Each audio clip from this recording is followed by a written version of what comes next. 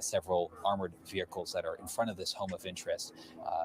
We are back already. On. And Alex, it seems like whatever little bit of light had been on a part of the house has either gone We are out back already now. So we are mostly seeing just a few flashing lights. And again, I want to point out, Chris, because the video is difficult to watch right now. You did mention also that there are some drones up in the area, so occasionally we're seeing some lights moving. It's likely those as well. And as you can hear in the audio where Alex Haskell is tonight, that helicopter is above this house in Bowdoin. No, just sir. to reiterate, the reason No, this ma'am. shot right now is so dark, as law enforcement asked Alex Haskell and his photographer, Just coming in, they think they have him surrounded tonight to turn off their lights. We are back. They are managing this scene and asking Robert Card to come out of this house in Bowdoin tonight.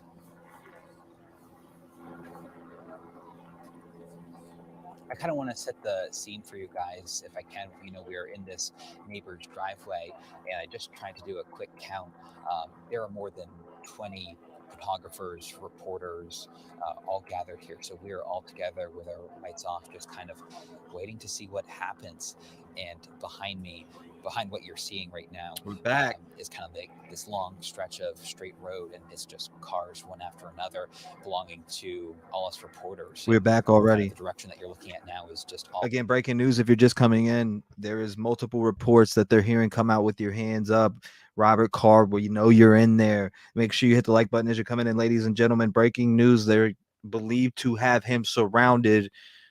So that's why we're back. That continues to circle around. And just to remind folks, why we have our lights off.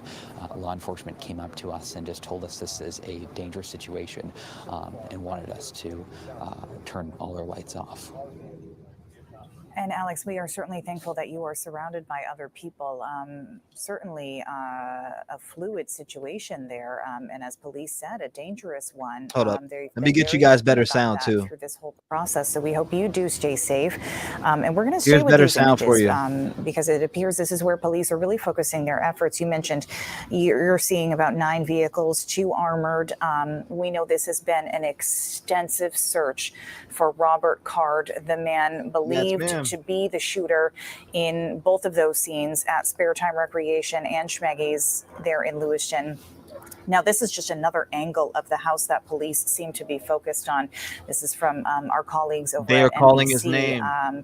We're sticking with Alex here, but we do have this other angle where you can kind of see a little bit more of the house, and you get a better sense of just how far away reporters are from this. But again, law enforcement, I know we had, what did they say earlier today, Brian? 350 hunting actively all day today for Robert Card. And, in this new shot with NBC News, you can see kind of that little knoll or that hill that Alex was describing that the house is just on the other side of. So we're really seeing basically the top. Right now, they've been calling his name. They've been hearing Robert Card. We know you're in here. Come out with your hands up. They're telling everybody around to turn their lights off. It's a situation. They believe they have Robert Card surrounding. Police believe Robert Card in Bowdoin. Is it Bowdoin? Bowdoin home? Through this process. I'm saying that name wrong. Could be saying but Alex tells us he has not seen any activity or any movement with these requests for him to come out of this house tonight. Again, if you're just coming in, make sure you hit the like button. Breaking this news, clearly is where allegedly have him surrounded. After 24 hours, this search is concentrated. Yeah, and Alex, you mentioned we haven't really heard from police in a bit. Yeah, it's been quiet. Right now, we just hear the reporters off to the sides of us, kind of chatting with their teams, and the constant buzzing of this helicopter. Other than that, it's been pretty quiet here. I wanted to mention, again, just kind of why we started our reporting here today. And that's because law enforcement were investigating a home they believe was in some way connected to Robert Card on Meadow Street in Bowdoin. They left. They did block off part of a road. Who knows, Jeff? And then they returned you never know. to this home where they're stationed in front of now. And they were speaking, asking Robert Card. They mentioned him by name to come out with his hands up with nothing in them. They were asking him to come out and stand in front of a truck that is apparently in the driveway there. Amanda mentioned it. There's a little bit of a hill blocking this home, so we can't see a truck, but that's what we hear law enforcement saying is there in the driveway. They also were telling Robert Card that they don't want to hurt him, they don't want to hurt anyone, and can guarantee his safety. And just to set the scene for you here, again, we are in a driveway of a neighbor, and we are here with more than 20 other reporters, photographers, just kind of watching to see what happens. This quiet scene. We are in front of us is a big field, and then off to the right of us, there's another field with a few trees, this little hill that I mentioned, and then the home of interest here with probably like 9 law enforcement cars gathered in that area, 2 armored vehicles. One is actually New Hampshire State Police. I saw that on the side when it passed us a little while ago. And that helicopter still hasn't left. We can hear in the background it's circling back around. We haven't seen it shine any spotlights or anything. We still have drones up, but the silence is notable from law enforcement. They may be waiting for Robert Card to, who they believe is in this home, to decide to come out. That will be something that we will have to wait and see what happens here. And Alex, it is becoming more difficult to hear you as that helicopter flies overhead. You've referenced it a few times now, but again, it doesn't seem. Again, if you're just coming in, they believe that they have him surrounded. Let's get up flight radar right now. 1 second. That they had pointed at the house there. Yeah, so this is the second angle that we're getting from this scene, Alex. I know you probably cannot see it, but we're getting a slightly better vantage of what is happening. The police lights outside this house, and then to the left of the specific shot we're seeing now, the house, which we can see right now, which I'm clear there's some moving light on it. So there's some activity around the house right now. Yeah, what are you seeing, Alex? They've been unable to contact the owner. Yeah, I was trying to get a close look here. We just still have those 2 armored vehicles parked. They believe they have him surrounded. I don't know where this location is. Shining their lights, and it is. As soon as I confirm this location. Oh, go ahead, Amanda. I was just going to say, we can tell you though what we can see here, which again, like Brian said, you probably can't see well from where you are because of that hill that we can see here. But we're seeing lights shine across the home that they seem to be focused on here. Again, NBC News reporting that this is the home of Robert Card. But yeah, it seems like there are pretty big spotlights that have been moving over this home. On this side of the house that we can see from here. And it's tough to make out. Why didn't they go here? If that is a window, a light in a window in the center over the peak. What? Yeah, can you make out, Alex, from where you are? There's something on over the home. Yeah, I think I know what you're talking about. It is very hard to see from this angle because of that hill. We can see that there are some lights being shined on this home, but we just see that tiny sliver of light, and I do not know. Oh, we did see a big spotlight go over the field across this home.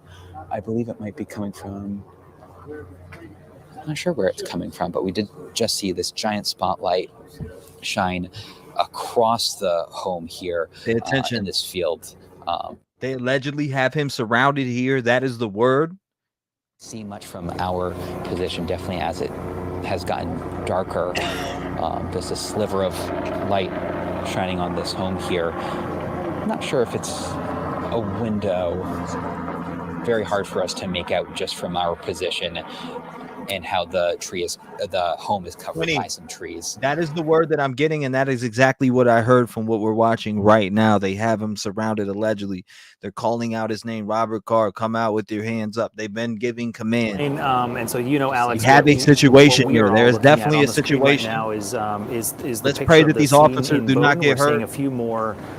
Let's pray that nobody gets hurt out here in general, because anybody that is within this range could be in immediate danger. There's no telling what kind of guns he has, what he had. There's no telling what he has, right?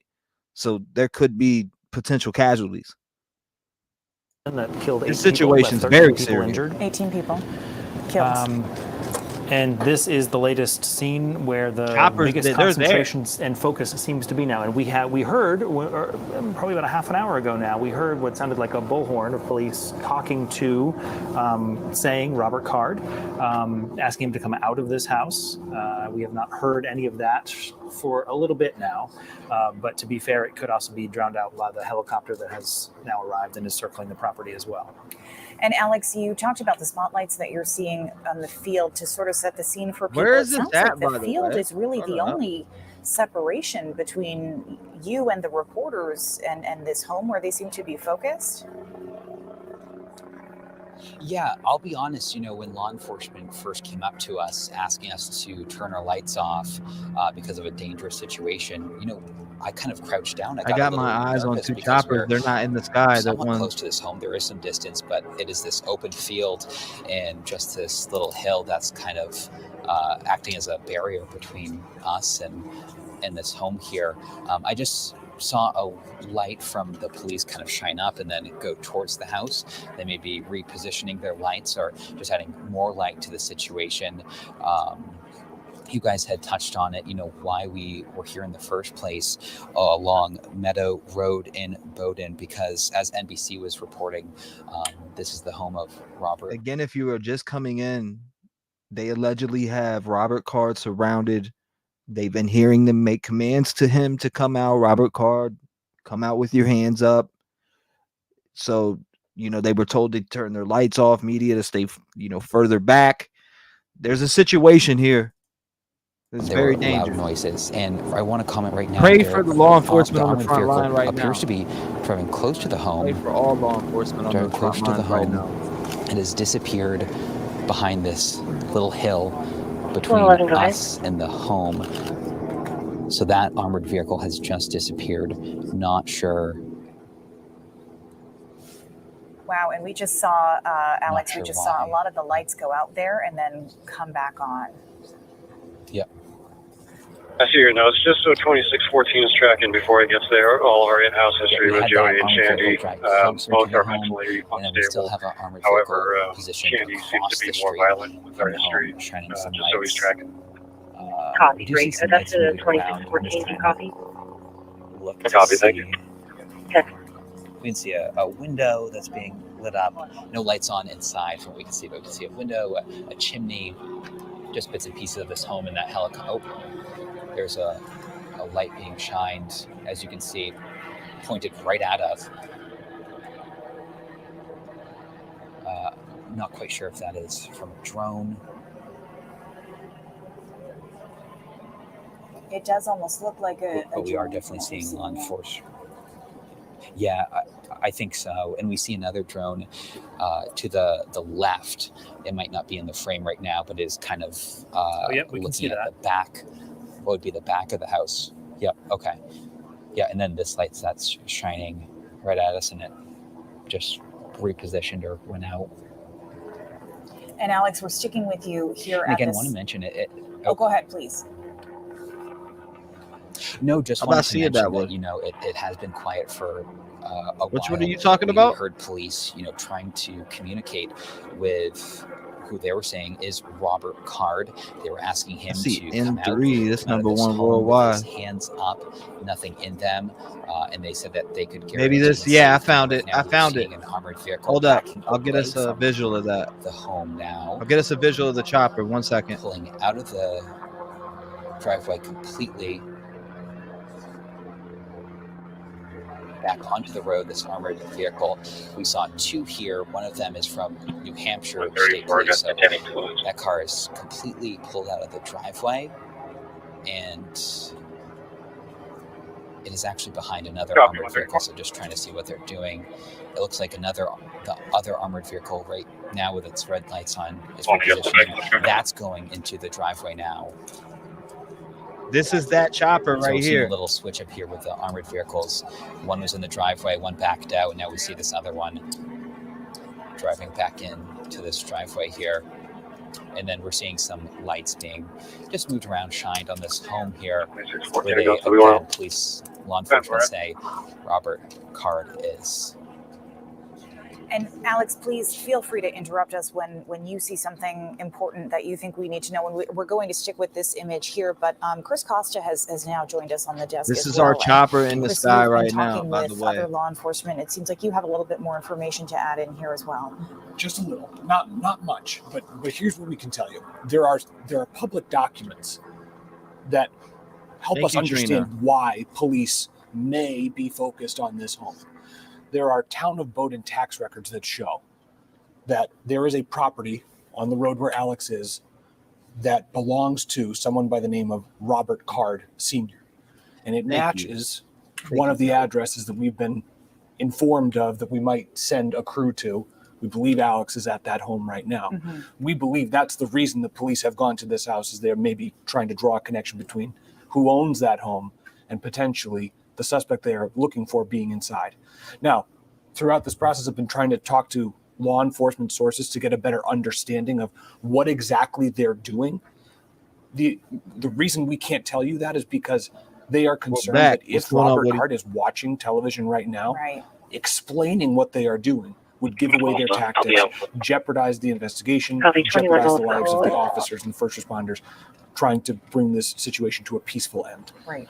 We certainly don't want to do that.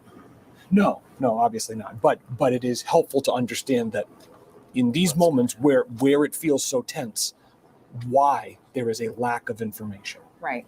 There's clearly a plan set in place that they are putting in motion here that none of us know about, but that's probably also, Alex, why it's been so quiet where you are. Exactly. Yeah. And I had that thought. I'm glad Chris mentioned it. We also want to, not give away law enforcement position, anything like that, for their safety in case Robert Card is watching TV.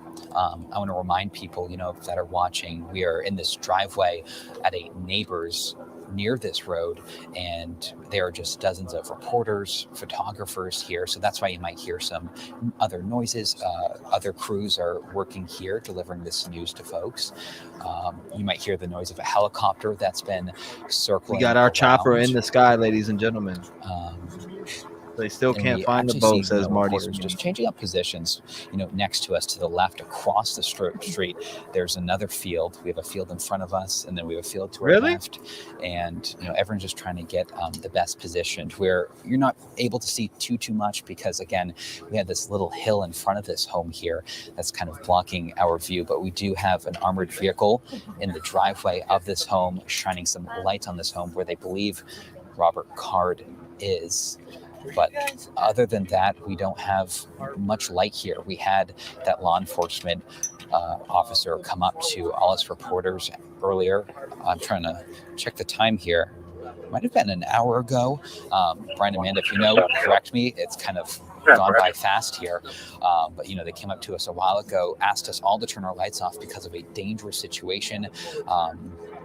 I kind of crouched down because I wasn't sure what was going on, and got a little nervous ourselves. So we heard of this dangerous situation, and we slowly watched law enforcement approach this home here on Meadow Street in Bowdoin.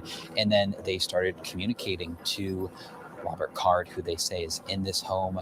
They were asking him to come out into the driveway and stand in front of a truck that's supposedly in this driveway. We cannot see that truck because of that hill there blocking our view. They said that police were saying that they can guarantee Robert Card's safety. They were telling him that, and that they would not hurt him. Alex, I just want to clarify with you. Has there been any indication from the law enforcement officers on scene that Robert Card is in fact in that home? Is there any confirmation of that right now? So there's no confirmation. We're just hearing law enforcement say Robert Card's name. That was a little while ago. It's been quiet now, but a little while ago we heard them say, Robert Card, we know that you're in there. Come out with your hands up. So they have not told us, hey, we know Robert Card is in this home, but it sounds like, listening to them, they believe Robert Card is in this home here on Meadow Street. We're going to take a brief pause here, Alex, just to listen to what's going on and to really get a sense of the scene. Look.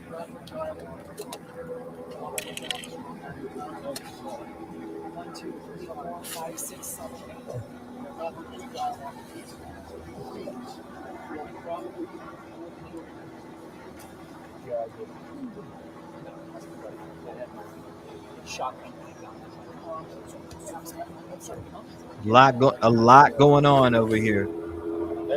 Again, the town of Bowdoin.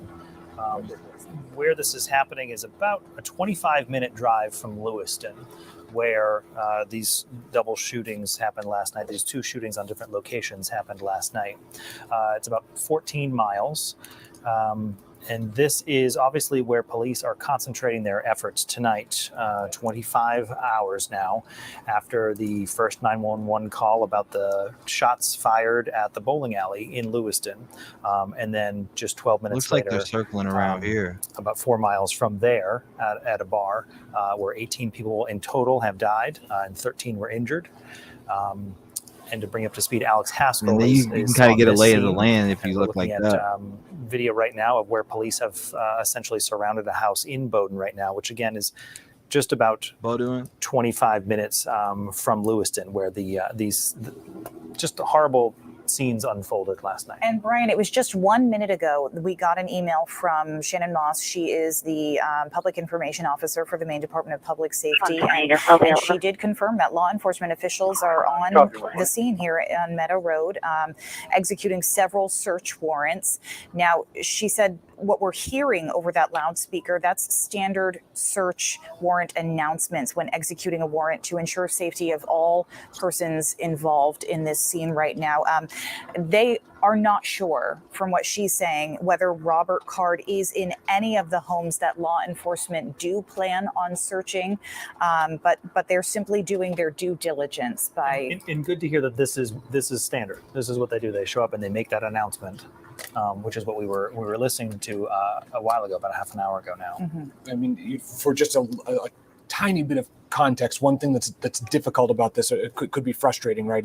Is the fact that it really is unknown whether or not Robert Card is inside that home. Right. I will say, from covering other situations of manhunts, particularly ones that have been mass shooting events, there have been times when federal law enforcement officials and regional, state, local have all surrounded a home, made these exact same calls, but there's been nobody inside the home. Mm-hmm. So this is not uncommon, just so our viewers understand. This is not a pinpoint, oh, yes, the suspect they're looking for is in this home. And that's what Shannon is reminding us to convey to the viewers here, that just because these announcements are being made does not necessarily mean that this person is inside that home. And just to reiterate, the level of where all of these scenes have been all day, the fact that we have reporters in all these different scenes that have been very, very active throughout the day in Lisbon, in Lewiston, here in Bowdoin. And we heard Alex tell us earlier that police came to both he and the line of reporters there to say, this is a very dangerous situation. Shut your lights off, please. He's been very quiet in his reporting. He's been whispering. We are hoping that we keep him safe here. And I know we're giving him kind of a break here and letting he and his photographer sort of reassess what's going on. Copy. But very active scenes here that we're seeing. Yes, and all day, Sam Rogers was outside the bowling alley for a lot of the day and was telling us that there were periods of time that all of a sudden several police cruisers would go past. We heard the same from David Guilford, who was in Lisbon near the high school there, and he would see tactical crews suddenly just load up into a truck and head off. So all day for the last 24 hours, we've been hearing those calls, if you will, for a response. Yeah, and we continue to see some movement here at the Bowdoin home. Again, you can hear that helicopter.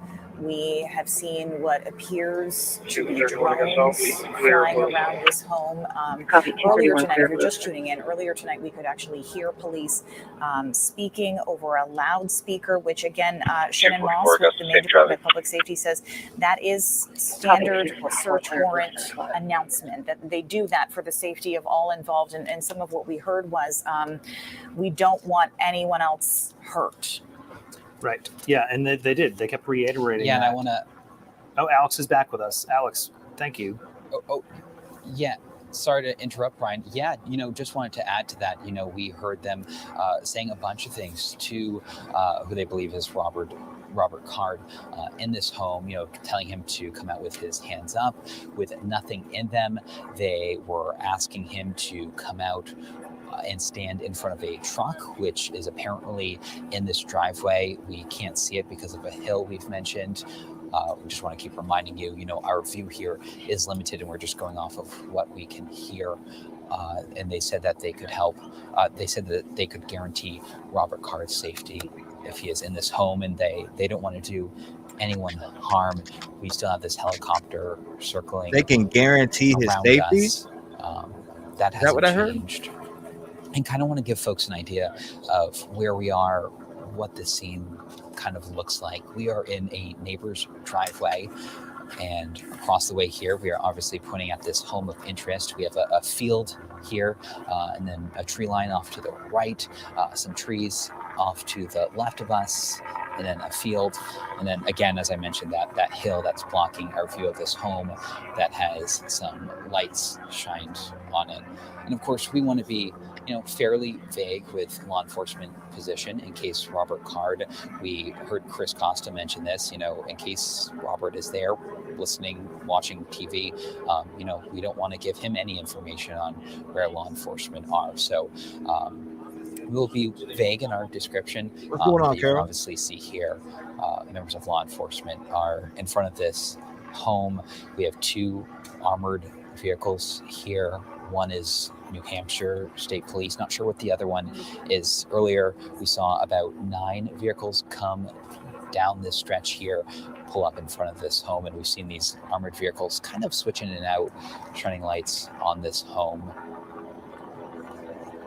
And we still have this helicopter that is circling around. Go ahead, Amanda. No, I was just going to help you out if you were running out of things to say. We certainly do hope that this does come to a peaceful resolution. I know of the 350 plus law enforcement officials who have been involved in this search for now more than 24 hours for Robert Card. We do hope this does come to a peaceful resolution. So if you're just coming in, they've been yelling, Robert Card, we know you're in there. Come out with your hands up. 111, Augusta. 111, go ahead. As soon as I went in the other room and was ordering food, that's what started to concur. So I was like, whoa. Murder.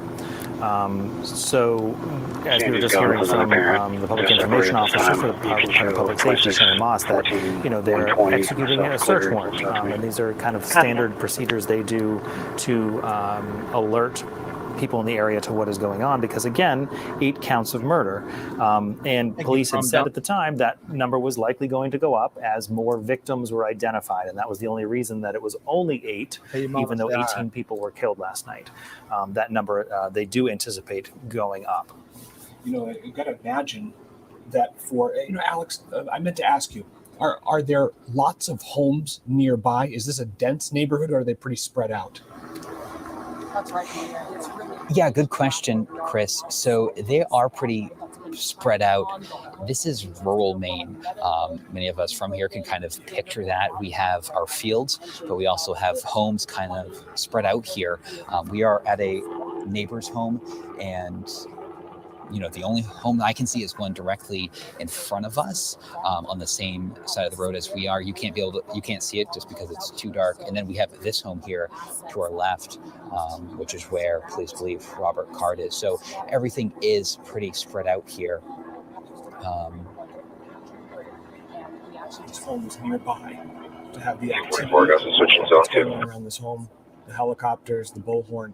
Yes, we understand that these are standard procedures when executing search warrants. But given the shelter in place, given the fact that police have said that this person is armed and dangerous, I can imagine that it might put a lot of people who live in that area on edge. Obviously, I'd defer to them, hearing their personal experience as they live this.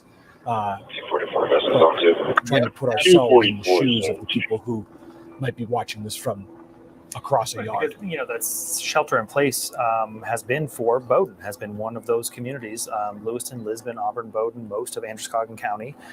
So these very neighborhoods are what have been under that. I've been told to just stay inside, don't open your doors, I lock your did. cars. That has been the ongoing message from law enforcement.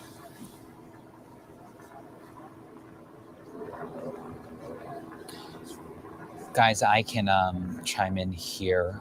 We haven't seen too much of a scene change here, but I can kind of bring you back to kind of what brought us here and how this all began. Law enforcement came here investigating a home. NBC News was reporting in connection to Robert Card.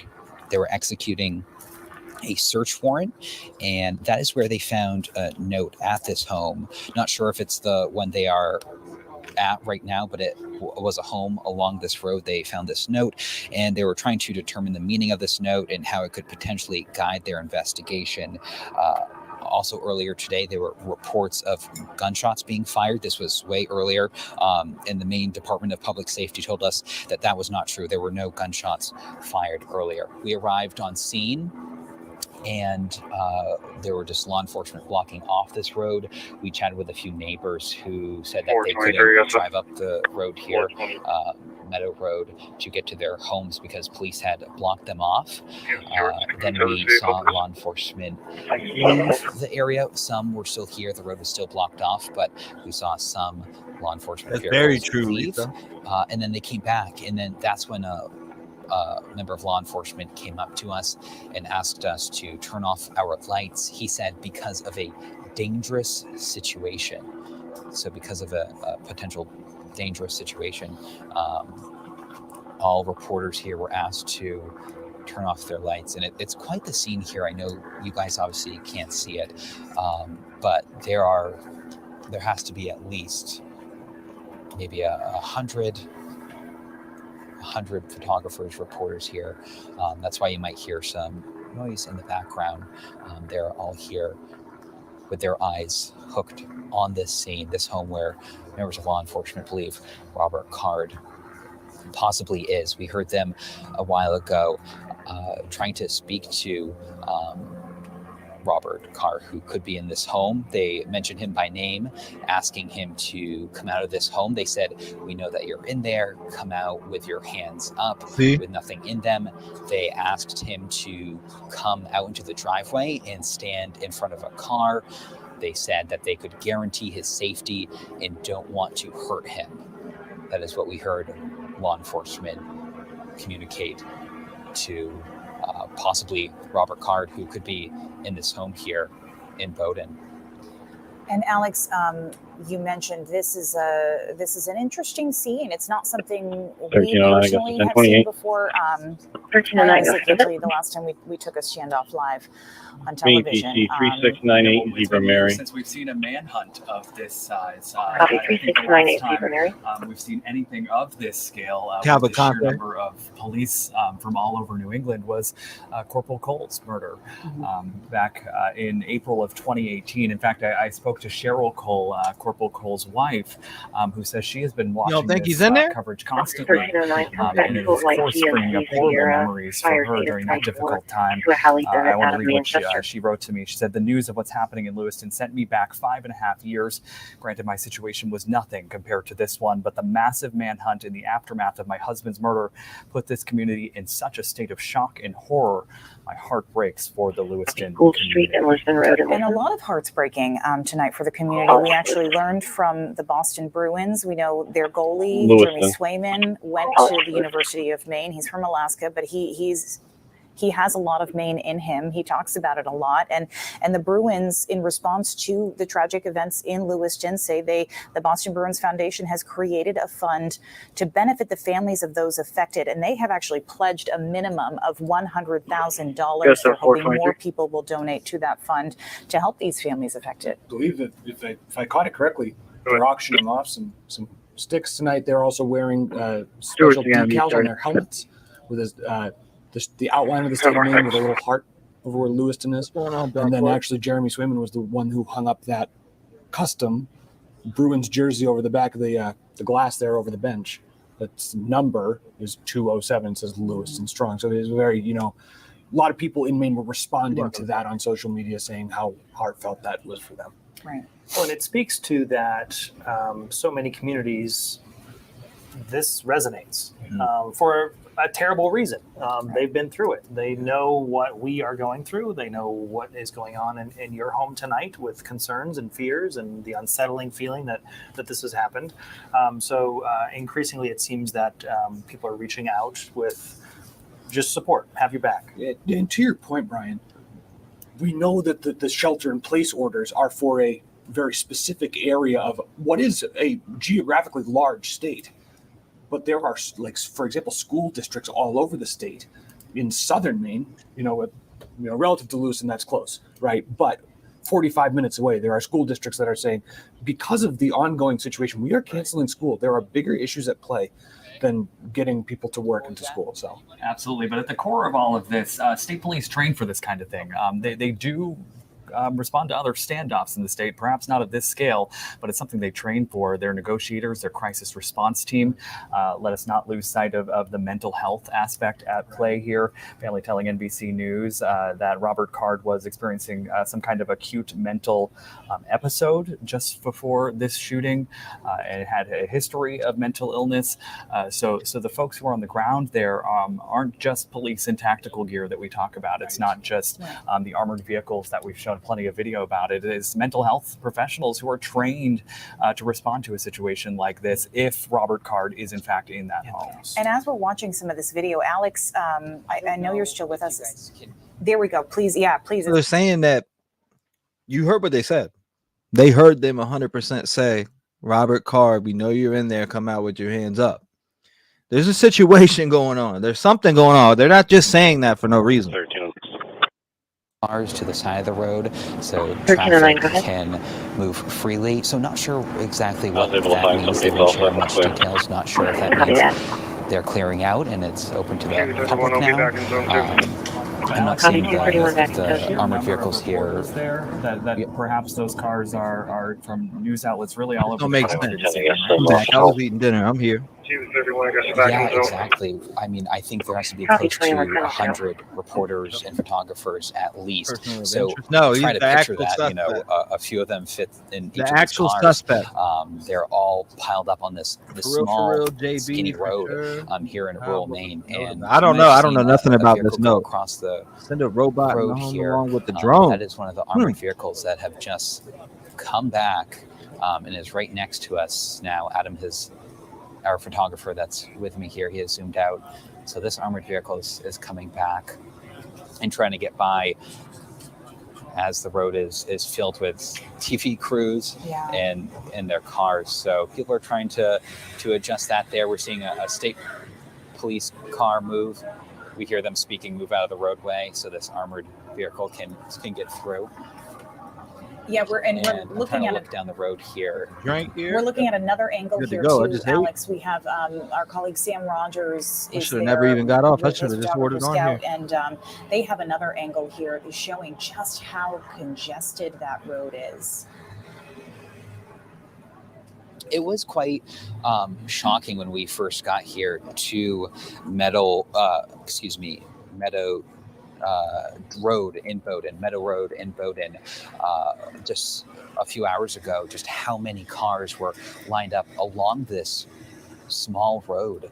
And now that's for here. Cars have, we're good only here. Increased. And so imagine cars piled up on both sides of this small road and these giant armored vehicles trying to get through there. What the hell is going on? Quite the scene, and we have many. This scene is crazy. And photographers here again with our lights off. That is why it is so dark here. If you're just joining in now, or would like the reminder, it is dark here because law enforcement asked us to turn off our lights because of a dangerous situation. And then they approached this home where they started to call out the name Robert Card, asking him to come out. And we don't know. It has not been confirmed if he is in fact in this home, but we have heard law enforcement say, we know that you are in here, asking him to come out with his hands up and empty with nothing in them. There's one of our locals right there. What is true? I don't know what's going on, but we got word here from local news in Maine that they've been hearing officers called Robert Card's name, saying, "We know you're in there. Come out with your hands up." So I don't know what's going on. Prayers are with you there, though. Here, I don't know what you heard. From what I can see from this home is a chimney, a small window, but it doesn't appear any lights are on inside. It looks really dark because if law enforcement weren't shining a light on this home, we wouldn't be able to see it. So it's very dark here. Besides the lights from law enforcement, the small tiny lights of our phones with about 100 law enforcement, 100 reporters and photographers here, just these tiny lights. And of course we have the moon that's providing some natural light, but of course, as you can see, not a whole lot. And we are wide open here. We are in rural Maine. We're in a driveway of a neighbor that's allowed us all to gather here and kind of watch this scene unfold here in Bowdoin, where Robert Card could potentially be. We don't know. That has not been confirmed. And things have been silent here for a while. We heard attempts by police to try to communicate with Robert Card, who they think is inside this home, but they have stopped that for some time now.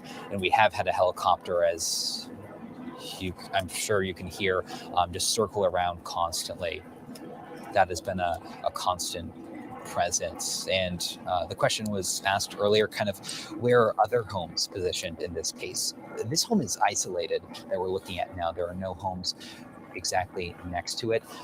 There are neighbors down the road. There's one directly in front of us, a home across this long but they're not live here. right now. Their lights are home, and you can't help but wonder, what are they thinking tonight? That this is happening right across the street from them, the neighbor's driveway that we're in right now. What are they thinking with, dozens of crews, reporters and photographers in this driveway, checking out this scene? It is quite, this isn't the best word, but crazy. It's pretty wild that this is happening. Zach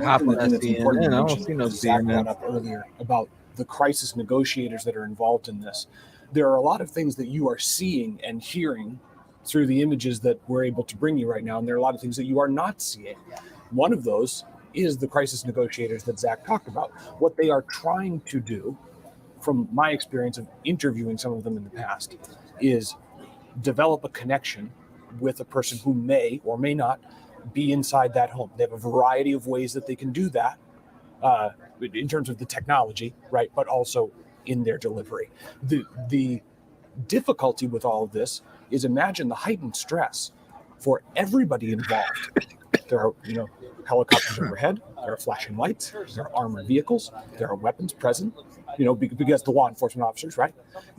This is already a baseline level of stress that is elevated. So the job that these crisis negotiators have to maintain calm and try to create a connection and a dialogue between somebody who might be in that house in hopes of coming to a peaceful resolution potentially could be a very tall task. What they're asked to do is not an easy feat.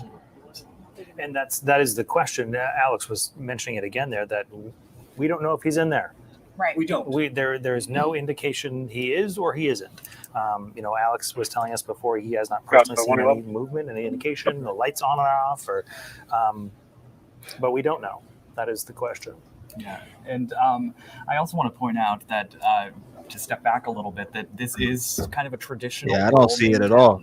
Alex was painting the picture earlier of fields and homes. From just searching some property records, it appears a number of those homes are owned by the Card family. Property in the Card family that they've had for decades, which is not uncommon in Maine, to have multiple properties under the same family. And speaking of the family, Katie Card, who is married to Robert Card's brother.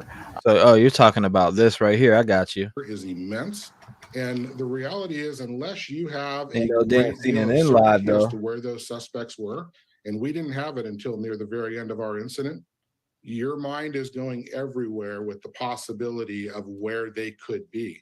And I can share with you that personal experience being in Southern California.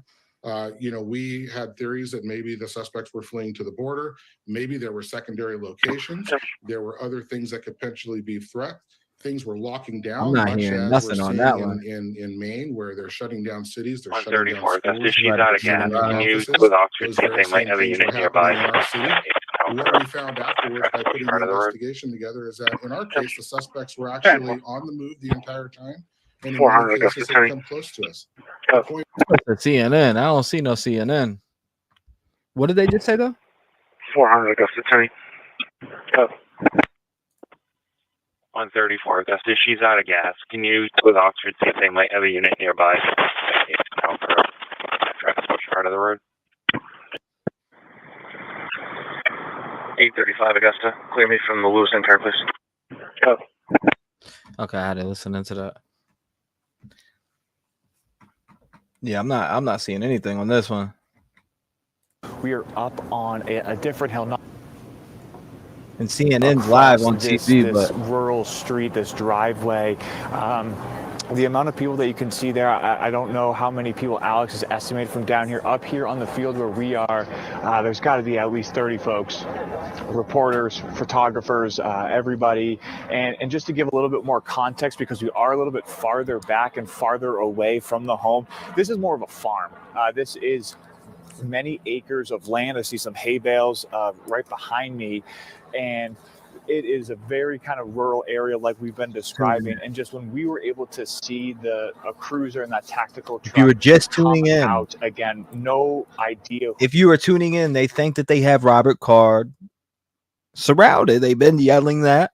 Robert Card, come out with your hands up. We're not going to hurt you. There's a lot of stuff going on. A lot of stuff going on. No one has left. And I guess just to get a good comparison, I don't know if you can see a few of these cars on the road.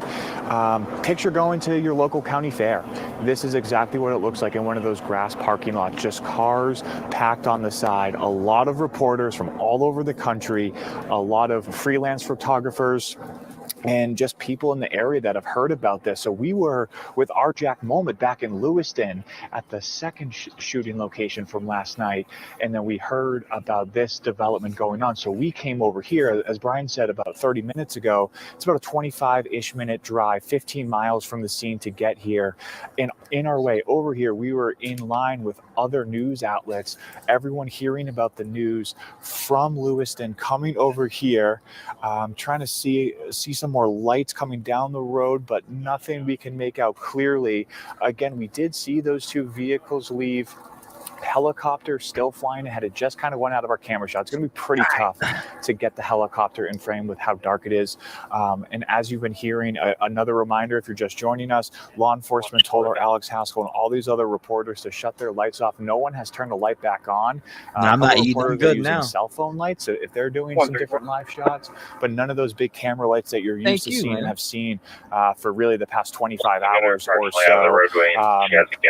Yeah, Brian and Amanda, just to get things back to you, again, very rural location. Those two vehicles moved through about 5 minutes ago. I don't know because of if it was the road is so tight. It's hard for one car to pass through right now. I'm looking over the road right now. But there wasn't any type of rush to get out of here. I'm not sure if there's a back, exit point from the house that we're looking at.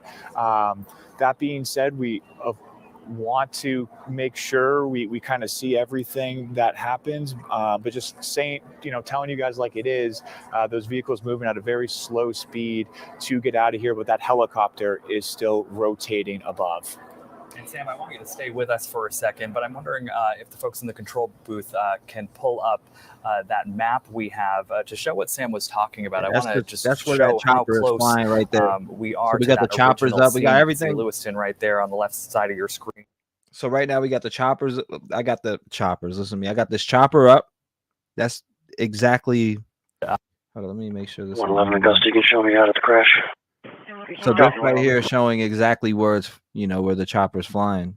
And then this is the actual 3D model where you can actually see it. And you can see the lay of the land below it.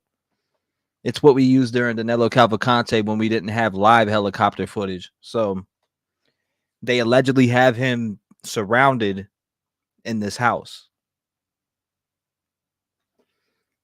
This is in their community from Lisbon Police. This is from the chief of police on their Facebook page. The bottom line is really the only change is that there have been some road closures and detours that have been lifted on Route 196. That's Lisbon Street, is it not, in Lewiston? Yes. And it continues, Correct. right? No, So it's not. let's not read too much into it, right? Let's not say this is all good news. He's not in Lisbon. We talked about how in Monmouth, right, earlier today, they said there's no credible information to indicate that Robert Card would be in Monmouth, but they still have to leave no stone unturned. I think it's a similar situation here with Lisbon, right, where they can say, okay, we're going to allow these roads to be reopened, but we are still asking you as residents to shelter in place throughout the overnight hours. They say your safety is our top priority. Right. And again, just to reiterate, we don't know that Robert Card is in this home in Bowdoin. And in fact, public safety telling us that this is kind of just normal procedure for them when they do have to execute a search warrant. We heard them earlier talking over a loudspeaker, but Alex, we'll go back to you at the scene here. We have not heard police speak over the loudspeaker in a while. And it is interesting that they are asking for that light cutoff. Amanda, and I wanted to add to that because I was chatting with my photographer here. It also was interesting. I don't know if it's notable or not, but we did see a little while ago some law enforcement. All right, so I do have a view coming in here. 1 second, guys. Oh, this is giving me Cavalcante vibes.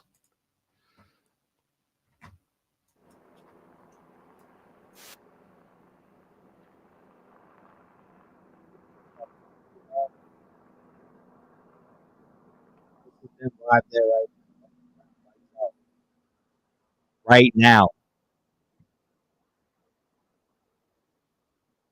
Same as the other news company, but this is another news company that flew out there. They're out there right now, just literally. This is a view they have, but it kind of this is bringing back Cavalcante vibes with the camera shots, right?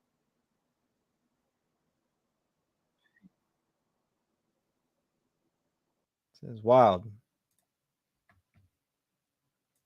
Come on with that weird crap.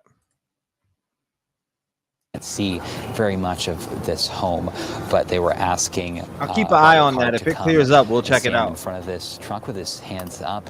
Police were also communicating that they would not hurt him and that they could guarantee his safety. And again, we don't know if Robert Card is in here, but if we get a good one, we'll get very interested in what's going on here at this home in Bowdoin. And we heard Sam Rogers mentioned it. It is rural Maine. We have fields here, trees, and homes are really spaced out here. So no one directly next to this. Thank you, Chrissy. I appreciate the support. But I can see across the way past this home here, just some lights through the trees, and it's what I presume is, some neighbors. But thankfully they're far away. So that is the scene right now. Here from our perspective, we still have that helicopter. It is also worth noting, Thank you. Always late. At least 2 757 up above this home. We have not seen those Island drones Road, for Virginia some Beach. time. They were shining lights at this home, but we are not seeing those drones anymore. I want to remind you, you might hear some other voices. Oh, I'll let you go ahead, Brian. It's Zach here. Alex, you spoke to neighbors earlier. What were they saying about the family? So we do got a couple different views here. Himself. Yeah, Zach. So I was chatting with an older gentleman who was parked along this road because it was blocked off. He could not get to his home. He lives up this road here. So he was saying that he knows the Card family. That they're really nice, amazing people, and he is just shocked that this could happen. He was just stunned, and you could really just see it on his face, shocked as we all are in this situation.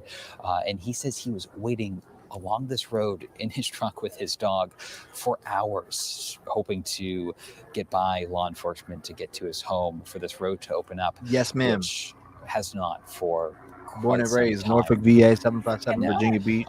So I imagine he's still behind us here, waiting to get back home. Granby High School. I want to stick with this scene here, so I'm hoping we can keep it sort of in a box while we bring up some of the victims that we do know are confirmed, because that is certainly, we don't want that to get lost in the shuffle of all of this as police are continuing their manhunt for Robert Card. There are victims. There are 18 confirmed dead out of these 2 shootings in Lewiston. And Zach, you actually spoke with some family members. I went to Hickory Middle. Yeah, several of us have reached out to loved ones and family members who have shared a lot of different memories. We've talked to coworkers of folks. We've talked to folks that coached sports alongside people. Ron Morin, for example, was a softball umpire who friends really remembered him as a guy who always had a smile on his face, would offer a huge hug, and was just such a great person. And that's what you hear over and over and over again when these kinds of things happen, right, in other parts of the country. But it really is true. In this case, we had Peyton Brewer-Ross, who worked at BIW, Bath Iron Works, General Dynamics, and BIW, sharing a statement with us today that all of us at Bath Iron Works are heartbroken to share that we've lost a member of our BIW family. We send our deepest condolences. Thoughts and prayers are with those families and friends. And of course, Trisha Aslin, we know, was bowling last night when this happened. We heard from some of her friends and family. Joshua Seal there, we heard from his wife a little bit, or Arthur Stroud, I'm sorry, is who we heard from his wife, but Joshua Seal, we know, a victim. Bob Violette, Joseph Walker, also known as Joey, was the son of that Auburn City councilor. Can't wait to visit. And we heard from him last night. Our Jack Mohamed spoke with him of just how difficult it was to not know, but knowing deep in his heart that his son was among the victims because he had not heard from him. The manager at Schmenges, and the son of Auburn City Councilor Leroy Walker, spoke to Lester Holt earlier, remembering his son as a guy who loved that establishment, was there to have fun, loved the cornhole tournaments, and folks gathered that night after work. We've been talking about that. Again, if you're coming in, they allegedly have him surrounded at this house. There's been Robert Card, come out with your hands up, commands, a lot of different stuff going on. It all started earlier on that News Nation post before I got off to order food. Yes, I did order food. I got food. But I ran back and got live quicker than I thought I was going to. Like, maybe I think I got off for 10 minutes and got right back on because they allegedly had him surrounded at this house. I heard Robert Card, come out with your hands up. We know you're in there. So when I hear, when you hear commands like that come out with your hands up, we know you're in there. That's giving me some vibes. So I hope he is in there, and I hope they do get him, and I hope nobody else gets hurt. Get hurt. Listen to me. I hope no one else gets hurt. Period. Prayers in the chat for Maine. This is absolutely insane. Last thing I was expecting to happen this week. But you can never plan when evil attacks. Card is in this home watching our coverage. We always have to be careful of that. But we just saw this armored vehicle that was in the road across from this home of interest, pulling to the driveway. And it was quite the scene. We saw many members of law enforcement follow outside of this vehicle, follow this vehicle into the driveway. So they are definitely on foot, doing their thing, handling the situation the way law enforcement does. So we are definitely seeing some movement here. So not sure exactly what they're going to do next, but the scene is changing. But over by us, and it's still us just watching with our lights off. Law enforcement came to us a while ago and asked us to turn our lights off, all our cameras, because of a dangerous situation. And then they started this is it right here, though. Home saying, Robert Card, we know you're in this home. Come out with your hands up with nothing in them. That to Robert Card, who could be in this home or he could not be in this home. We do not have that confirmed. And we do have this helicopter again. You can hear that constantly. But that is the scene right now. Things moving here a little bit, still shining light on this home here in Bowdoin. And for our viewers, the image you're looking at right now Thank is you. I from appreciate that. our crew at NBC News that's also there. And basically, you're seeing that line of vehicles that Alex has been talking about down the road. And this, we know this is tough to see at home because it is so dark, but it speaks to what this environment is right now for all those people who are there. We know there is a large number of members of law enforcement there. We know there's a lot of media there. And they are essentially in the dark at the request of law enforcement that those lights go off. And really all we're seeing is the flickering of those police lights and then an occasional light on the house where they're concentrating their attention. That's what you see right now. And the trees. And Alex has been describing what this area looks like, that they're kind of That's what I want to know. I haven't heard trees. There's a tree line to the right as well. And then more fields in the distance. And as Zach was telling us, public records show that again, I haven't heard whose house this is. A known family there. They own a number of properties, and not uncommon in Maine for, once upon a time the family owned a farm and it was broken up and there were houses built on it. So, this is certainly a neighborhood that anybody who grew up in the rural part of the state, as we did, we are familiar with what this looks like. I mean, come on, ladies and gentlemen, I literally got, I went in the other room. I said, I'll be right back. I'm going to get back on a little later. If something picks up, I went in and sat down, literally turned on YouTube. Boom. I seen things going down. Went to Twitter, seen things going down. So that's why I went live. Again, they're telling him to come out they're telling Robert Card to come out with his hands up. We know you're in there. That is why I'm live again. That is the exact words I heard come out of their mouth. So when I heard that, I'm rushing here. This is insane. This is a live situation going down right now. And people just pray for the blue that's there. Pray for, I don't know who they have on the ground, because they said something about having some, mental health specialists. Pray for everybody that's there in general, because I don't, there's no telling who's there. There's a lot of reporters. There's a lot of stuff. If this guy starts shooting, people can get hurt. It's a dangerous situation here picking up. Or, evacuating other homes. Seriously, if he's alive, so concentrated on if he's alive and he's in there and he has guns or anything like that, this is a very dangerous situation. And some people just won't know how dangerous it is until it happens. But definitely very dangerous. Yep, no police chatter at all, Amanda. We have dozens of reporters from all across the country here in this one person's driveway, this neighbor, and across the street here, a road in a field. So there are just a lot of people here right now, and they're doing the same thing that we are. I want to try to understand and watch what's happening. All eyes are on Bowdoin tonight, on this street, on this home where Robert Card could possibly. Like I said, we got these scanners up. We have a helicopter. What you see on the right side of your screen is a helicopter, a 3D view of this helicopter flying around out there right now on the scene, circling this house. They are all out there going, like literally when I sat down and I heard, Robert Card, come out with your hands up. We know you're in there. It's like, they wouldn't be doing that if they didn't feel some type of way, right? There's some type of lead that got them there. Let's just hope they get it. All right, hold up. Let's see what's going on. It's home.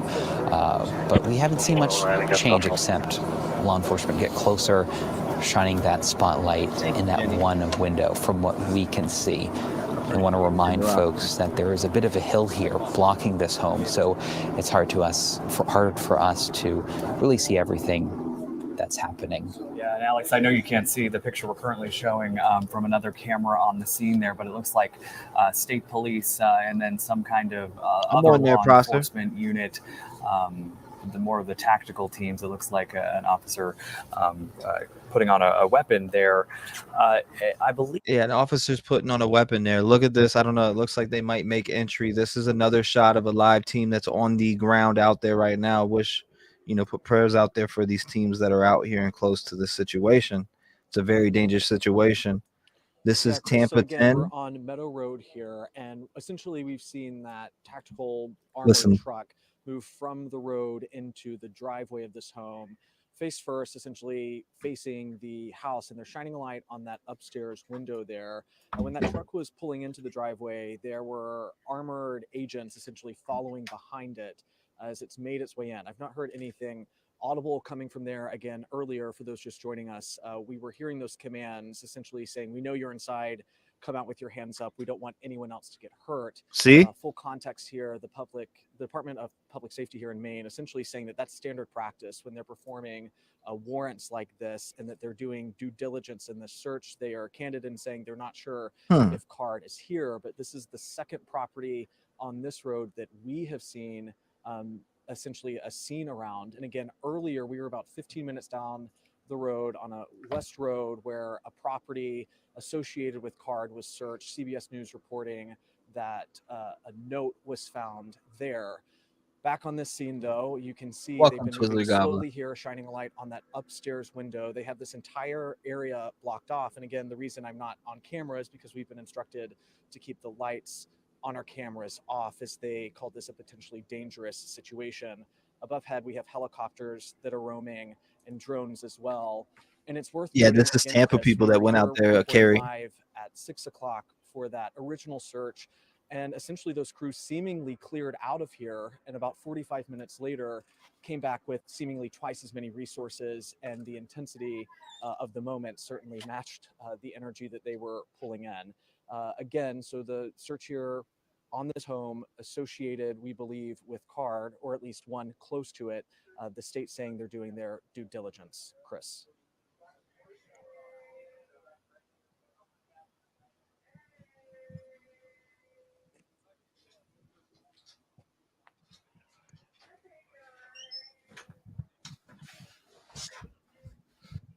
Okay. So you heard what he said. Thank you, Nashville. Thanks for bringing us the latest. You're welcome. So we've got multiple different outlets here. Twitter, there's multiple different reporters out here from multiple different networks. I do follow a lot of them on Twitter, so let me see what's being said here, because there may be something out that. Okay, so Hero's son tried stopped. Oh, whoa! Hero's son tried stopping main shooting suspect. Father says, "Yeah, with the butcher knife." Did you guys hear that story about the sad story about the guy that tried to go in with the butcher knife and oh man, that was a sad one. He tried to rush the gunman with the butcher knife. That's one brave guy. That's one brave guy. So there's multiple news sources, sources out there on the ground. What we're watching right here is a closer view. This is a closer view to the house that they're surrounding. So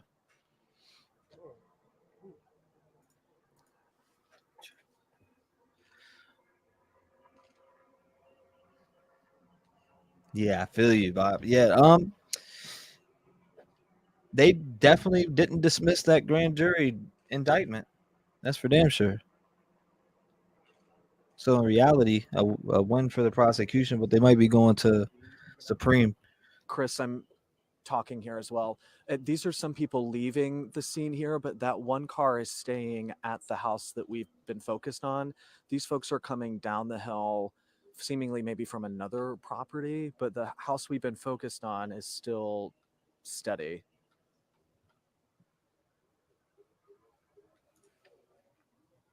Totally.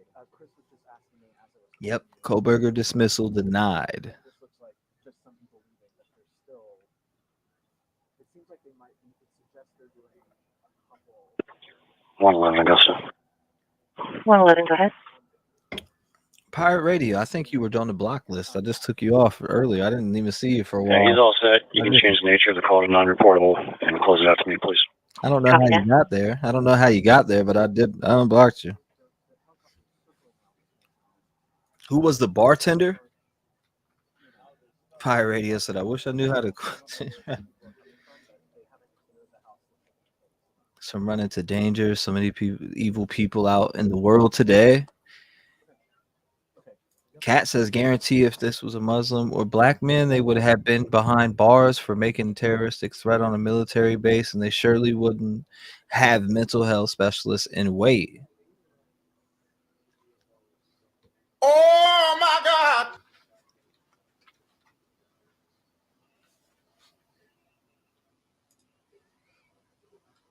Yes, this is definitely the best view. Yeah, this is the best view. Shout out to Prosser Gang for the view.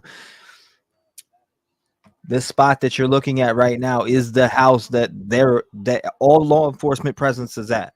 So what you're seeing right here, they're there right now. We're waiting to hear something. We're waiting to see if anything happens. This person does have audio, by the way. So if anything starts to happen or any gunshots go off, we will hear that. I'll make sure of it because I'll turn this volume booster up to 350.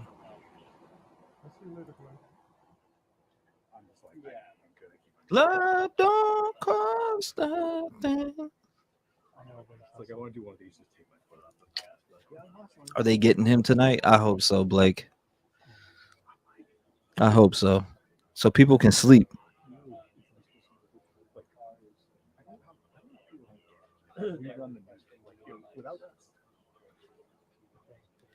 I bet he isn't even there. Yeah, I got it up. I got the volume booster up on 350. You could probably hear the news people's conversations going on in the background. Guarantee you can eavesdrop on their conversation. I got the booster so loud.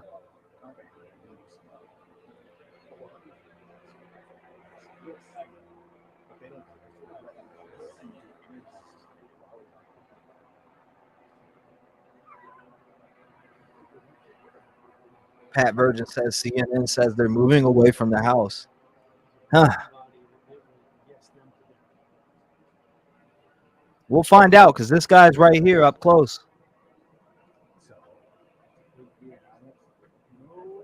David, thank you, brother. I appreciate you. It's nice to see you, man.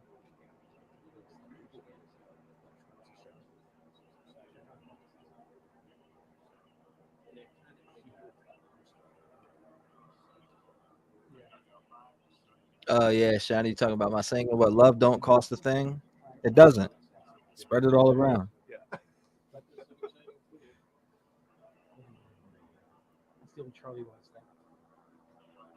Even if you were broke.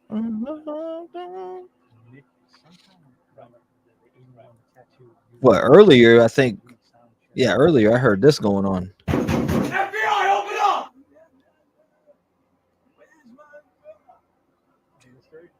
Charlie Watts is sitting behind a kid going. He puts his sticks down, gets up, walks around, gets down, and This reminds me of The Last Man. Oh, does it? Does it remind you of that? FBI open up. That's what we heard earlier. FBI open up. Literally. I'm not even joking either. If you think I'm joking, go to News Nation, scroll down their Twitter, and you'll hear that. FBI open up. Just in a different way, though. Wait, was that FBI? Yeah, that was from me. That was from me, Daisy. But that's what we heard earlier on that video. If you were here earlier, you've seen that video probably about 30 times because I played it so many times.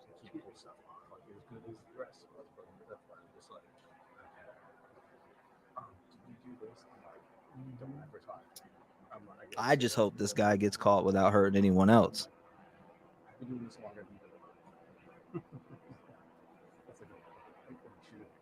Seriously. That's it. The way law enforcement bangs on doors, heck of a way to wake up.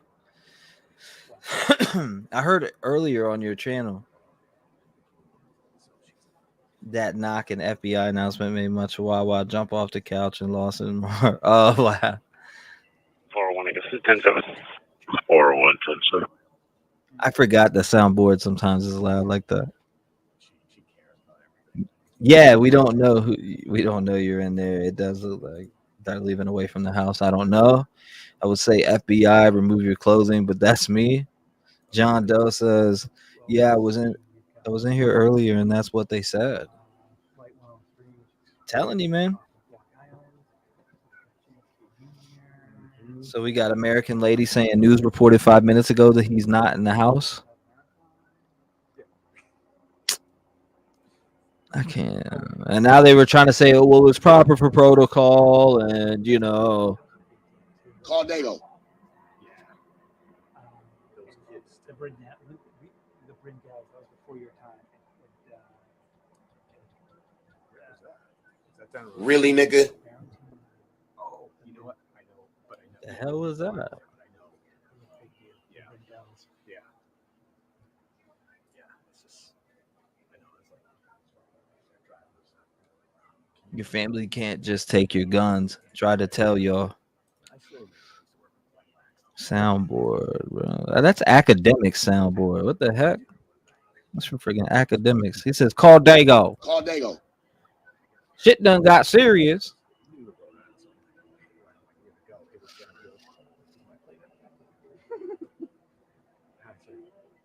No, it's not. No. I seen him do it. I've seen him do it.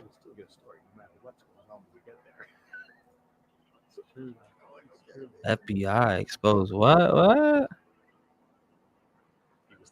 What a lunatic. His boat is missing. Has it been confirmed he took a boat from where he left the car and didn't have his brother-in-law pick him up? Okay, all right. Yeah. American Lady. That's kind of what they just said before, too. They were just talking about that it was standard procedure. I was heartbroken. The way that they were calling out to him, we know you're in there.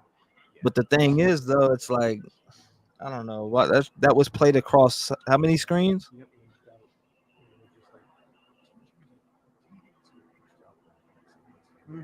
He said called NATO. No.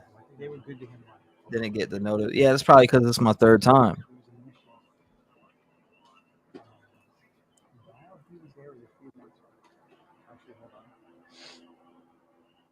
To this day.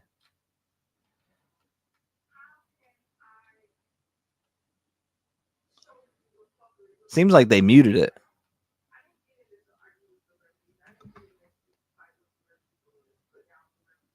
He didn't say whether they left that scene or anything.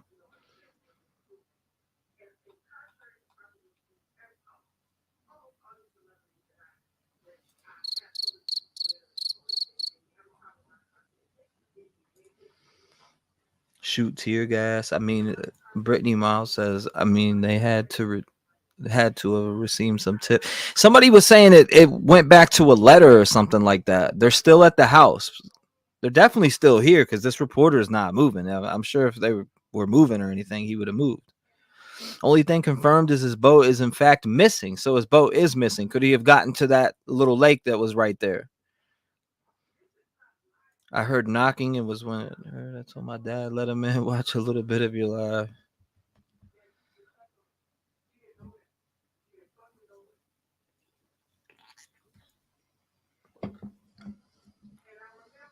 Need thermal. I can't imagine this guy go home. He's definitely hiding like Calvacante. I don't know why the screen be doing that. Let's see. Same side of the road that we're on, a little past. That's a little clear picture right there to me. Their lights on, so you can help but wonder kind of what's going through their minds. Right. But luckily, we have no homes located near this one home of interest here. I can't imagine that couple is asleep based on all of the activity outside, but hopefully. Well, this is the diversion. You think so? Heeding that warning. Let me refresh shelter this. In place, and police have been asking people all day in Bowdoin, and in Lisbon, and in Lewiston to shelter in place. We know Androscoggin County Sheriff's Office asked. The chopper's not. Ask of that shelter in place for the entire county of Androscoggin. Yeah, and I want to be careful about any kind of speculation, but I think it's important to note some reporting by our media partners at the Press Herald earlier today, talking about one of the other homes. House could be booby trapped. That's owned by the Card family. Okay, so we have two different views. Like I said, there's two different views here. You have this view, which now changed. I don't see. It looks like maybe they turned or what the heck is that? What is that? Hold up. 1 second. We got no sound over there, and this feed's acting crazy.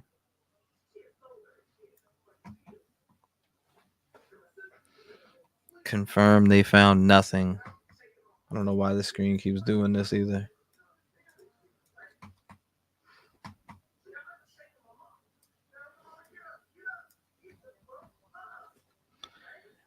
Maybe he is under the house.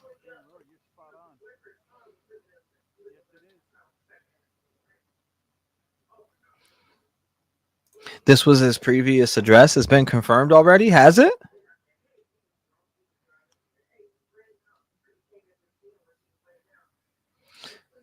Aries Girl says, just started listening to channel today. I appreciate your coverage. I am originally from Lewiston, but I live in North Carolina now. This is so surreal. Hey, sorry, I couldn't grab the mic. He was using the camera. It appears they packed up a robot, essentially.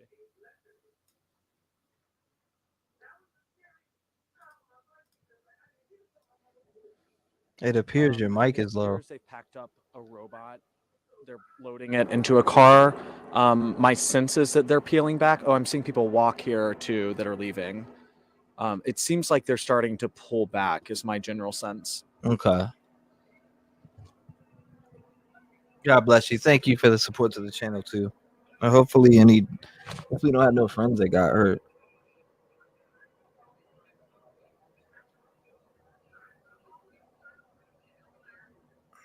So they pulled this robot back, is what they were talking about, huh? Is that what I just heard?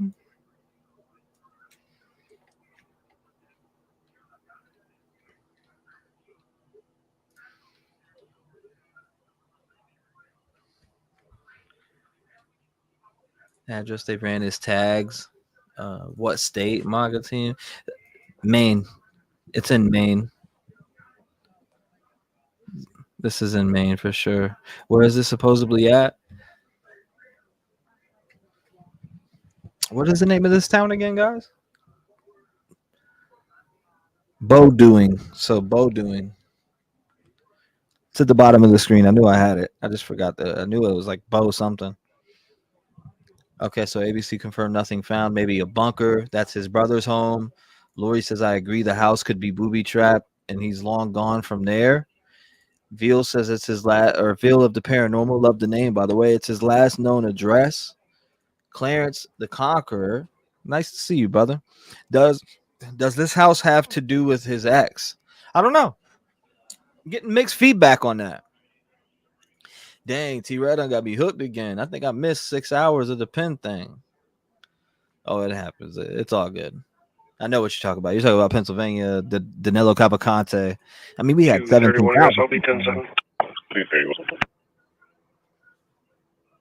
We had a mini city in here. What did JLR call it? Mini cities. We had 17,000 people in here during Danilo Cavalcante. Talk about flying chat. Couldn't even read my own chat. Thank you, Kathy.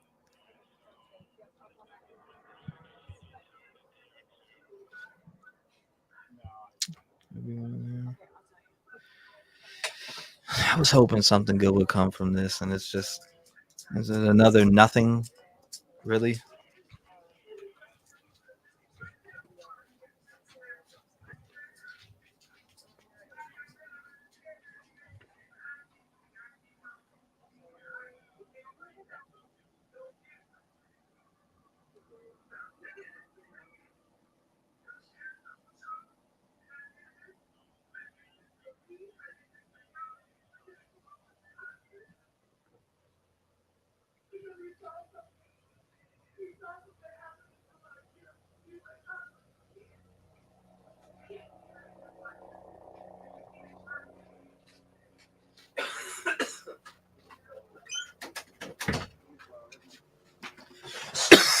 Excuse me.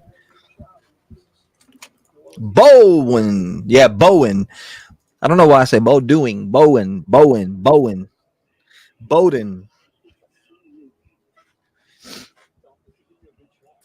T-REV just got a chance to start watching again. What's going on, Diane?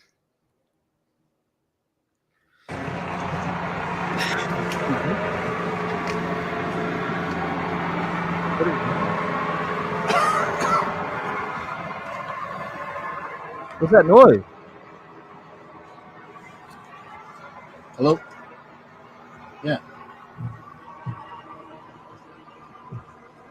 Yes, I am. Bowden. Gotcha. Don't worry. If I need an English class, one moment, I'll tell him. You need an. It's fine. It's fine. As long as it doesn't look weird. Okay, what is it? Thank you, Waters. You can hear me. I'm changing IFB numbers. He's going to give you the last 4 numbers. Okay. I have no idea what's going on with his mic, but we can mute that. I thought there was something going on. I didn't want to take the sound away, but yeah, it sounds annoying. It's like it sounds. I don't know. It sounds like a boat starting. This guy is dead somewhere. He whacked himself probably. I thought the same thing. To be honest with you, Zania says, no kidding. None of us could sleep until we were. Yeah, no doubt. Yes, please. I remember about the Cavalcante. I knew that night he was going to get caught for some reason. Okay, I'm going to add my photographer in. All right, please fix that mic. It looks like they're leaving this situation. Let's go back. Let's check our other. Let's see what's going on here. Enforcement vehicles that we thought left, but they are still here. I can only see 2 right now, so that doesn't mean they all left. But there are still some here. And looking at this house now, we are seeing some vehicles reposition, backing out of the driveway, and less light on the home compared to earlier. Yeah, so by all definitions, it appears the scene is clearing there. But we are staying in constant communication with the Maine Department of Public Safety. Their public information officer, Shannon Moss, her last update was at 7:52, so about an hour ago, a little over an hour ago, reminding us that those calls we heard that Alex just mentioned are standard protocol. It's how they announce themselves when they're executing these warrants. We're told there are several warrants out for his arrest. I believe 8. Nothing last burger. check is what police were telling us based on the number of fatalities in which they had identified the individuals. So again, the loudspeaker things that we were hearing and that we had here on our air and what we were seeing police do is standard protocol. State police admitting that it is unknown if Robert Card was in the home, but that, again, was at 7:52.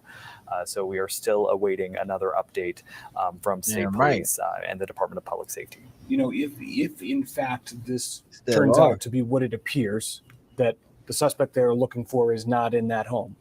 That's what it appears to be. You know, just kind of another layer to the people who are staying in their homes tonight as part of this shelter-in-place order, wondering when that order will be lifted. When can they resume normalcy in their lives? And what we're already seeing is that places like, for example, the Auburn Lewiston YMCA, all locations will be closed until Monday, October 30th. That's through the weekend, right? Many places that we've seen otherwise, like Central Maine Community College, that's for tomorrow, Lewiston Public Schools. So what do you, I mean, they're moving out of this area. They have not found them. What is going on? Standard protocol to knock on the door and say, Robert Card, we know you're in there. Come out with your hands up. That's standard protocol. I don't know. It's got to be very difficult. Absolutely, not just for folks in that community, but even more so for the families of these victims tonight. Because it's a sense of closure, right? We talk about that difficult healing process that we, frankly, as a community, as a state, have not even started yet. We're still in the thick of it now. Still waiting for this. We are going to check in with News Center Maine Sam Rogers. You're right, now, Joshua. They might have to go to a whole different area. Haskell has been reporting on this for the last 24 hours. Sam, what are you seeing there now? Sad kids won't even be the trick or treat. Yeah, hey, Zach. So we are down the road where we saw that procession of vehicles, law enforcement vehicles move. We're seeing a big truck here. Once one that passes it by, we can try to see what it says. Yeah, this is one of the What is that? That is, it was tough to see the markings on it, but another wave of law enforcement trucks. Alex, I believe these are the the trucks that you said that you started to see moving. So again, we are about halfway down, and I'm just hearing from my photographer Scout, who said those were out-of-state law enforcement vehicles. She saw New Hampshire and a Massachusetts truck, and those were Massachusetts plates, I believe, on that last cruiser that walked by, that drove by. And similar to what we saw about 20 minutes or so with those main law enforcement vehicles with the lights on pass through, similar number of vehicles just passing by. Again, we're kind of halfway down this road. If you're still taking our camera shot or you saw those trucks drive by, you can, again, just kind of really get a better angle, probably the best angle on how narrow the road is. Alex, not sure if people are clearing out where you are, but we're starting to see some reporters head back to their vehicles and head out as well. Yeah, Sam, people, I don't know if you have our picture right now, but we have light back. Everyone is turning their lights back on. We are, not seeing anything behind us. The scene appears to be completely clear. No lights on the home, no vehicles. They all kind of cleared. We have some members of law enforcement in the road here. Not quite sure exactly what they're doing, but yeah, they have cleared out. The scene is pretty quiet here, and you might hear noise around me. There are other reporters, photographers here. We are all gathered in this neighbor's driveway, and across the road here, where there is a field, and crews are also gathered there, and across the road as the scene has just developed. It's quite the development as we saw all the cars leave down this road. So we will see what's next, and if they in fact got Robert Carter or not. Again, if you're just joining us, we have our reporter Alex Haskell live in Bowdoin at a scene police have had a heavy presence at. We also have our Sam Rogers there. And I want to go back to you, Sam, because as Zach mentioned, this is something that you have been covering since last night. You've been with us since last night. And in fact, last night you were in the scene of an active scene as well in Lisbon. And it does seem like police have been taking all of these scenes as a big group. We know that Robert Card, they keep saying, is considered armed and dangerous. How would you kind of compare the scenes that you've been at?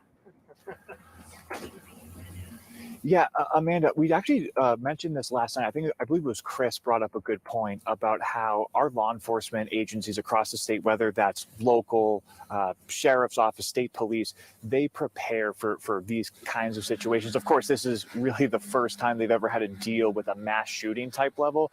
But whether it was reporting in the Bangor Brewer area or down in Lewiston for other stories or in Portland, all over the state, they have those strength in numbers. So like we saw last night at Lisbon Falls, if you were with us last night and very early into the morning, just as the car gets out of our way here, you saw 20 to 25 police officers all gathered, all waiting. And then when we would try to find a better access point to maybe gain a little bit more information, maybe try to find a better camera angle, you would drive about a mile down the road and see another checkpoint of law enforcement officers. As we heard today, hundreds of officers, sheriff's deputies, state police, federal agents, all having a hand in this manhunt.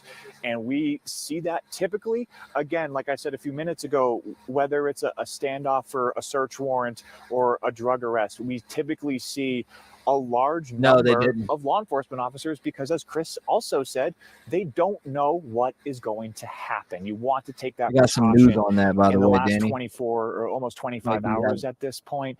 It's been what happens when the actual mass casualty event has happened. So they've had the practice. The scenes, again, as we set up on the hill, number of police a little bit similar, but the intensity clearly higher. When it's a low intensity scene, of course, there's more kind of laid back. Police officers would come up to us and give us information saying, hey, this is kind of the type of situation we're dealing with. It might be a little while, or they'll just be straight up and say, hey, we made the arrest. Here are the details. Go on your way. Yes, ma'am. Situation with a manhunt with community. Yes, ma'am, I absolutely did. In those stay and so JLR will be there tomorrow. A lot more sensitivity because a lot of people know how that goes. A lot of people were frustrated, And again, without knowing I what was the in the live conclusion too of all these when law he said it. enforcement officers clearing, again, we've seen similar processions at these type Can't of wait till you guys standoffs, get there. but the intensity made even bigger, even more intense with all the reporters. You're starting to see them file down from the hill right now. So Brian and Amanda, I think a lot of people are rooting. So hopefully this is not going on by tomorrow, but JLR will be out there tomorrow, as you guys can see. So boots to ground, we'll have some boots to ground on there, and we'll be able to pull up JLR's lives, and we'll be able to have helicopter, flight radar, 2 different scanners, if it comes down to it. I hope this doesn't turn into several days, but I mean, it's seeming like they already went to a few houses and got nothing, right?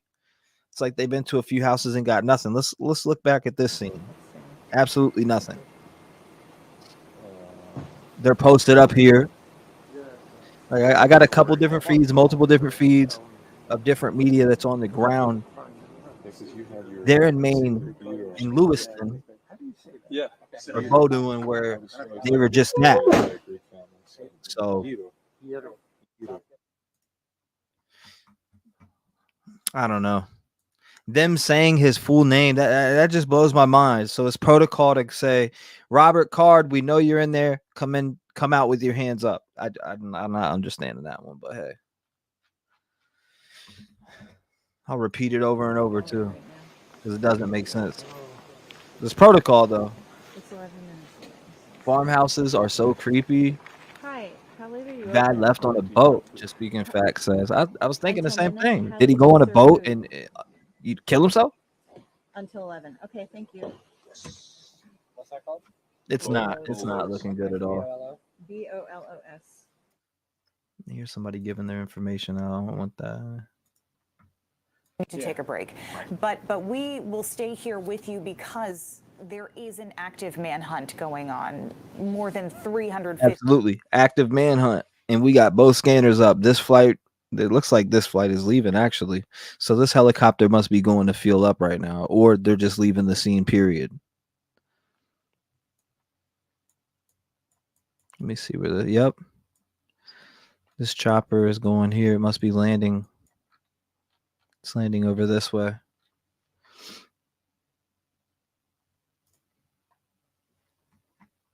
That agencies came up from Boston, including the team, according to Congressman Pingree, the exact team that was responsible for catching the Tsarnaev brothers after the Boston bombing.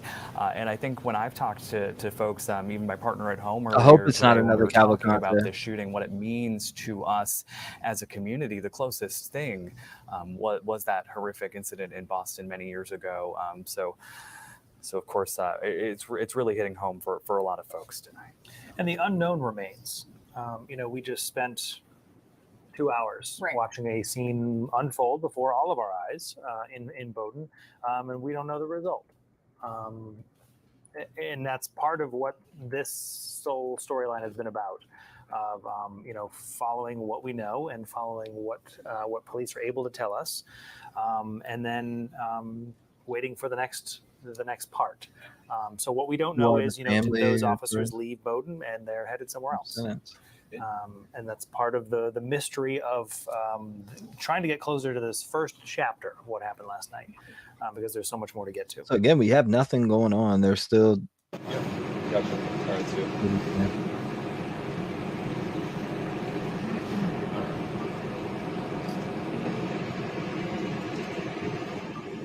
Network, and he said, "Oh,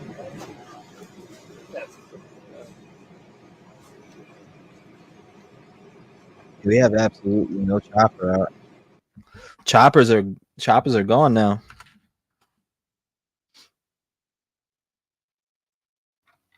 And I'm gonna show you what I'm talking about from earlier.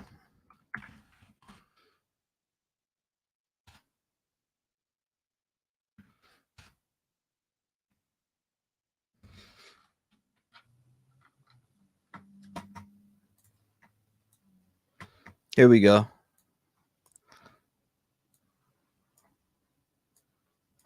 I might be able to call Jennifer up. Dynamics of this guy and what clues you see. But the 400 idea against the of zone 3. every time we go to a 400 house, zone we say 3. we know you're in there. I've been watching you guys a long time. I don't always hear you say, Robert Card, we know you're in there, coming out with your hands up. See? In all I just situations. said that. Educate us.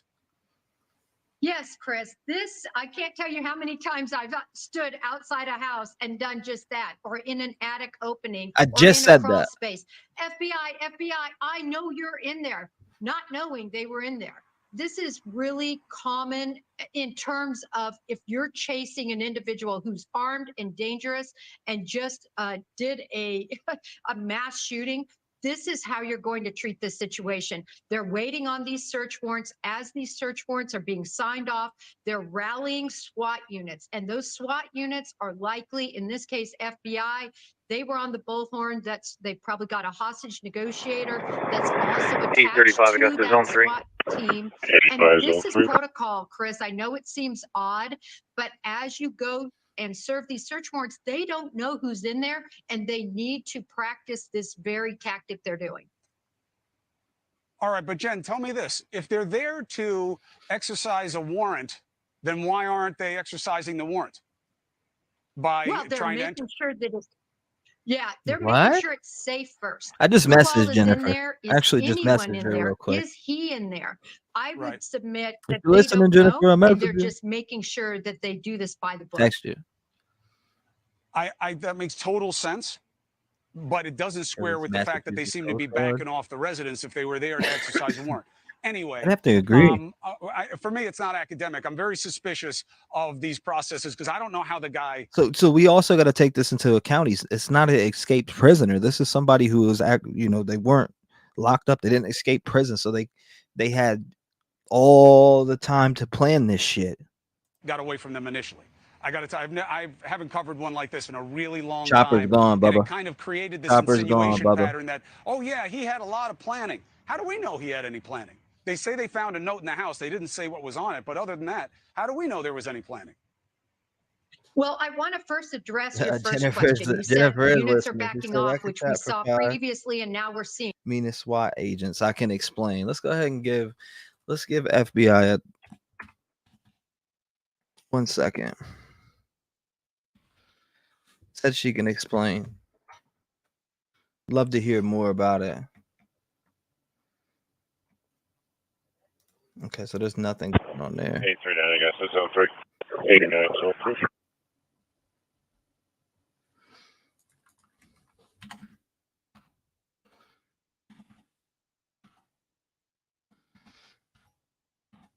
$26.30.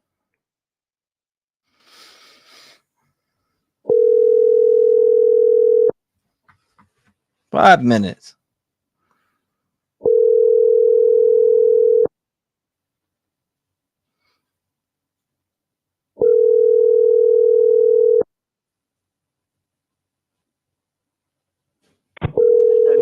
Yes, Auto. Copy 3114 Auto.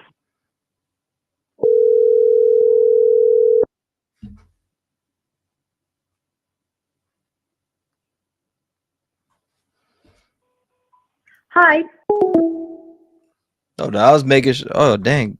Was that her? Hold up. We might have lost her. 1 second. 1 second.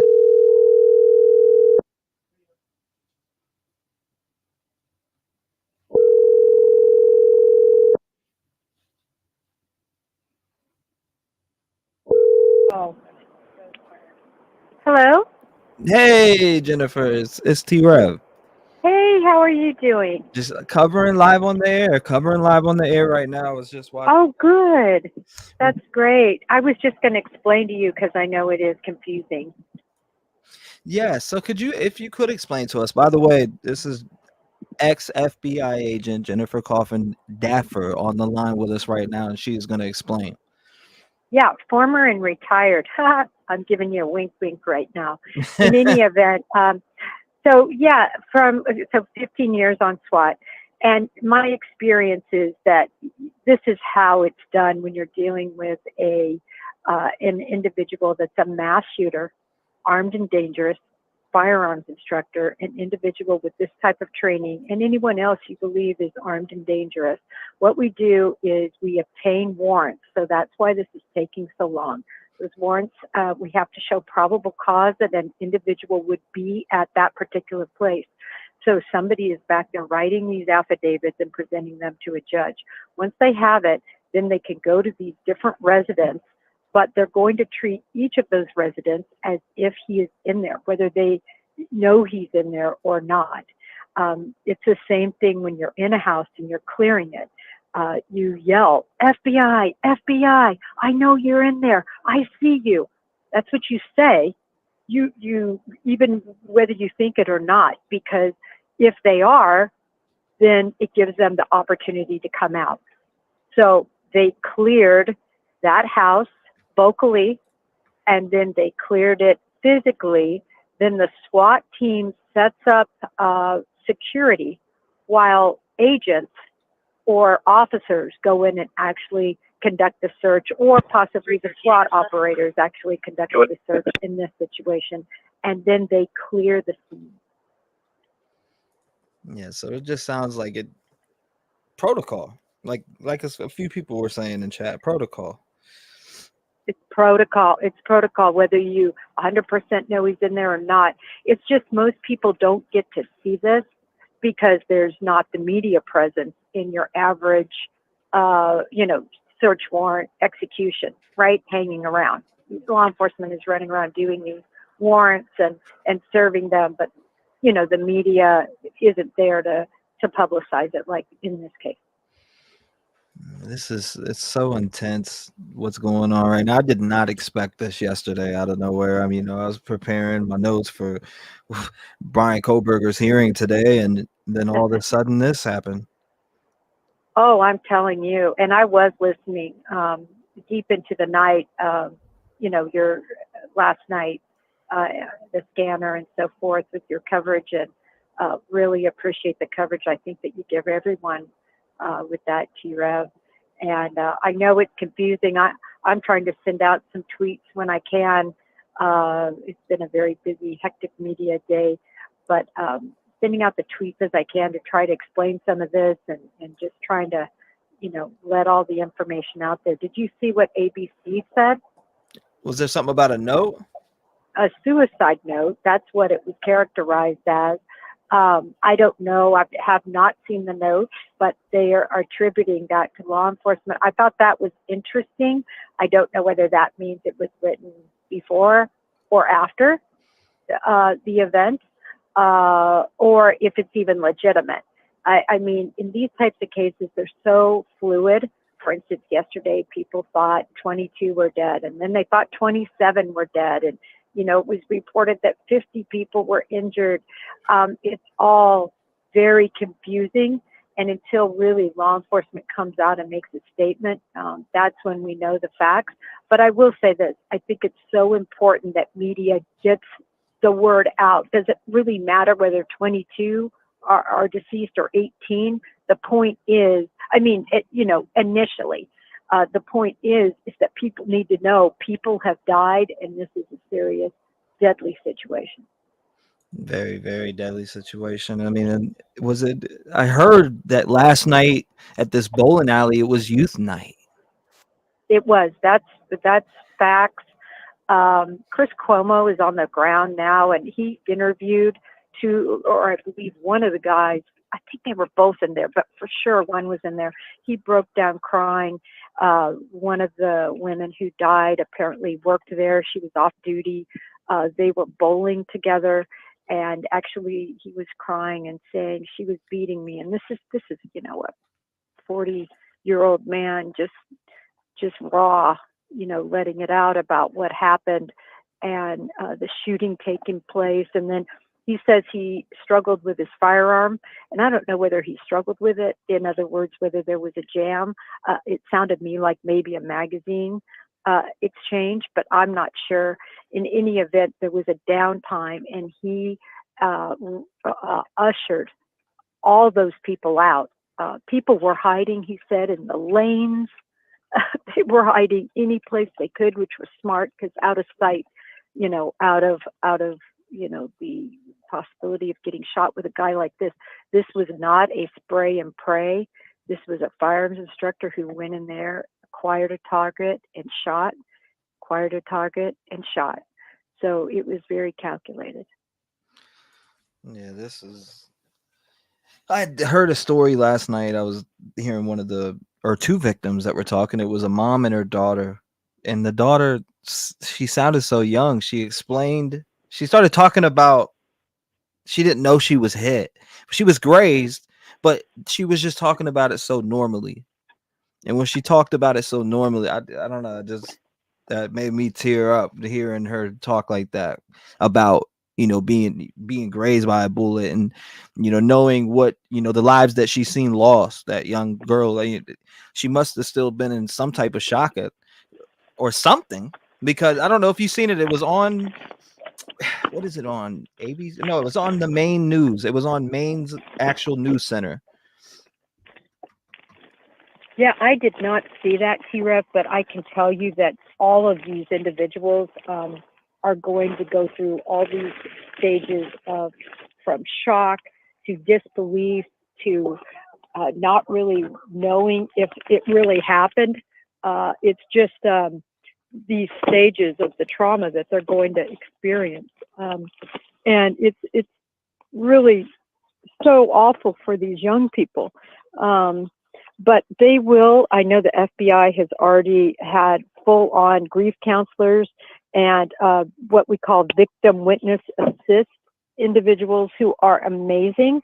And they are going to be there to assist these individuals. And they're trained professionals. And I think that will really help the situation, to help all these victims, surviving victims. So tragic. Well, I appreciate you taking my call and explaining that. I was curious. Absolutely. I know it seemed confusing. And anytime, T-REV, I'm going to head off to my son's football game, Friday Night Lights. But my prayers, thoughts, concern, just so much with all these victims. It's tragic. And T-REV, there's several in the hospital and a few that are in critical. And so I'm just hoping that death toll does not rise. And so prayers to everybody in Maine, Maine strong. And thanks, T-REV. Thanks to your listeners too. Oh, thank you for answering and always providing knowledge on what's going on law enforcement wise and why they went about that search just now the way that they did. So I appreciate you, clarifying that. Thank you, Jennifer. I hope you have a beautiful night, and I'll talk to you again soon, my friend. You bet, bud. Talk to you soon. Bye-bye. Shout out to Jennifer, ex-FBI. I thought I did hear that too, that he wasn't a firearms instructor. I thought I did hear that also, but yeah, Jennifer definitely. Let's see. SWAT units, perhaps, and they'll keep one there. All right, let's see what's going on over here. Bowden is that there is still that from the last messages we got from police. I kind of want to look at that timeline that was just up. 1 second. Shelter in place remains in Bowden. So right here,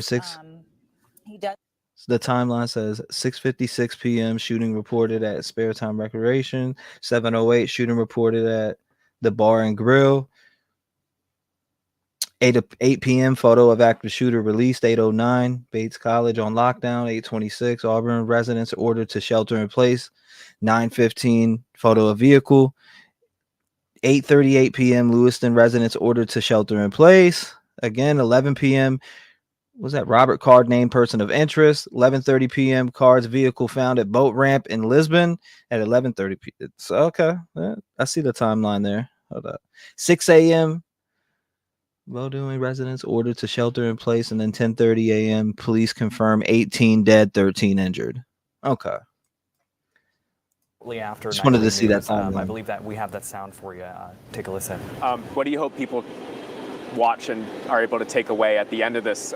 We hope, we pray that some resolution comes with this, that we find the guy. Well, certainly. I mean, that's the number one thing, obviously, resolution to get him off the streets. But, this will provoke conversations. Some of them we've had before about guns and mental health. But I think that the mental health component is one I think that's going to draw a lot of attention. It's a conversation that needs to be had. And there's plenty of folks who have ways to bring it to action.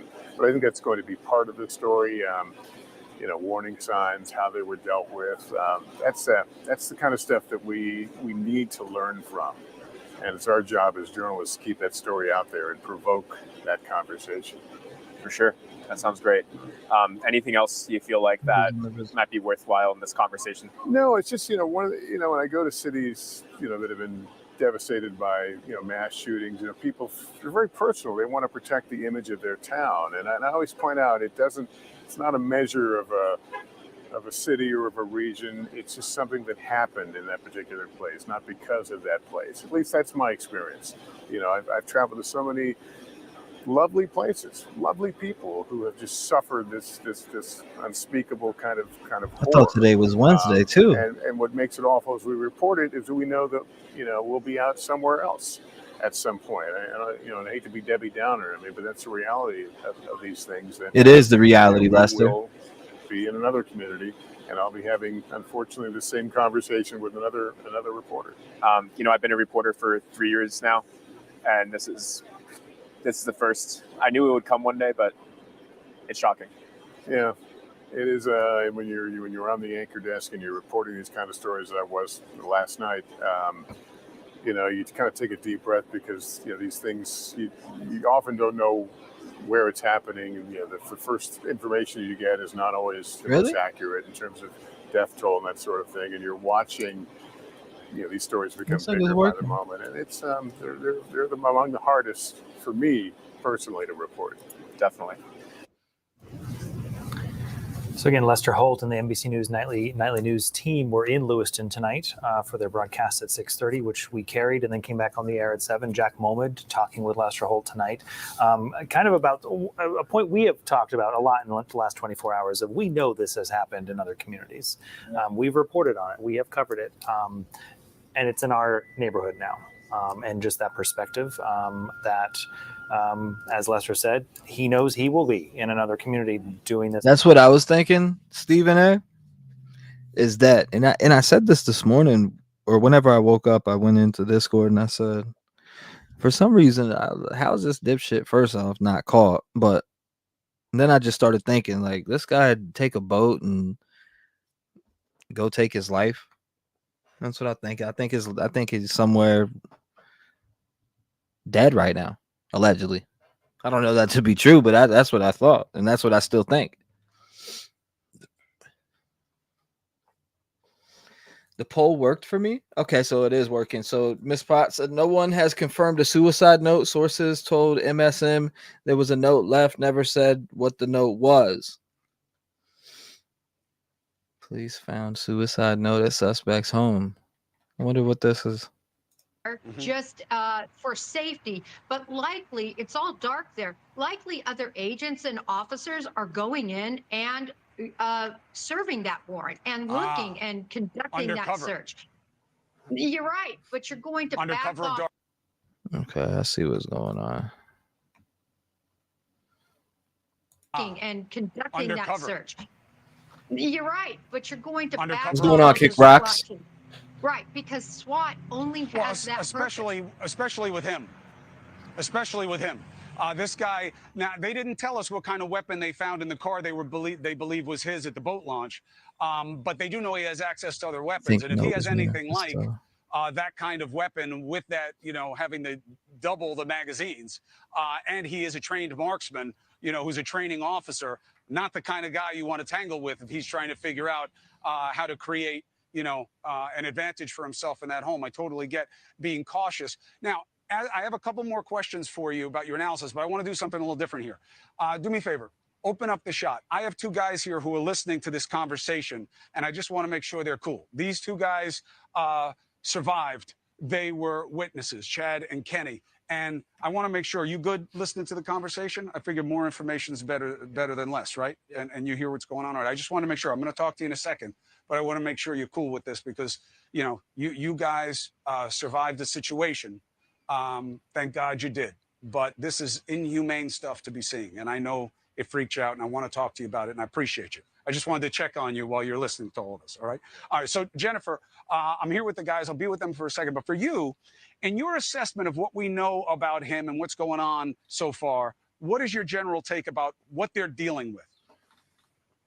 Well, they're dealing with a guy that potentially can be extremely difficult to find. Look, Cavalcante, we'll just reference him because that was an all-out man search or manhunt just like this one, but it was so different. They had him in an 8-mile radius.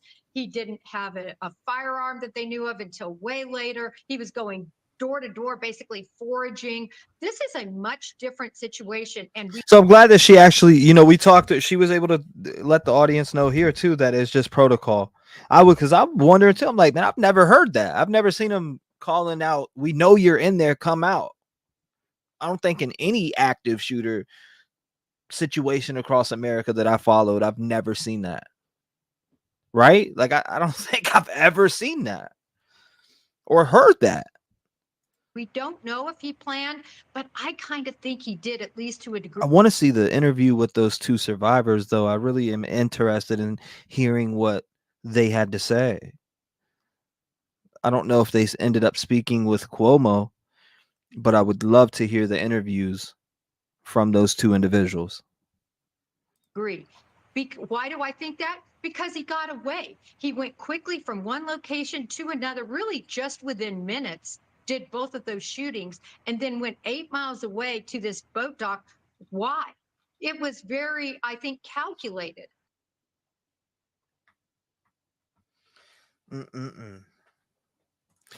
Thank you, Colleen. Thank you, T-REV, for being so generous with your time and for being so engaging with your chat while finding the most update information. Thank you. I appreciate that, Colleen. Thank you. Thank you. Sad situation.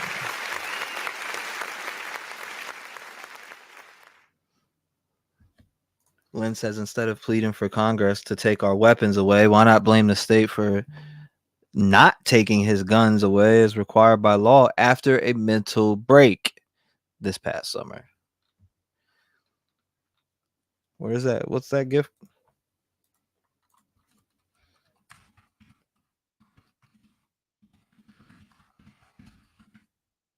I think it's this one right here. Hold on, let me pull it up for you. That's what I got to say to your comment, Miss Lynn. Miss Lynn, I agree with that. After the fact, for sure. The interview is on ABC News. I'm gonna have to check it out. I'm interested in seeing what they had to say. To say it like he's in there and then leave, right? That's just what baffled me. That shooting, which is procedure when during any nearby shooting scene. The hospital is still under a lockdown as long as the shelter-in-place order is implemented, but they are still taking walk-in and emergency patients as long as they go through security first. Leaders here saying they've never seen anything like this before. So again, the whole entire reason this title of the video is Lewiston mass shooter allegedly surrounded, breaking news, is the whole entire reason it's even titled that is because I went in the other room. I got off for 10 minutes. And next thing you know, I turn on YouTube. Well, I ordered food. And here I am looking for updates. And next thing I noticed, they're out there. Robert Card, we know you're in there. I shot in here like a rocket. I'll tell you what, I got in here and was live in like 0.5 seconds. Those 8 patients that were admitted here to this hospital, they tell us that 5 of them are currently listed in stable condition, while 3 of them are currently listed at critical. Of course, this is something that we'll be following, and all new information we'll get out to you as soon as we can. In Lewiston, Brooke Griffin, News Center. What's going on, Mega? Welcome.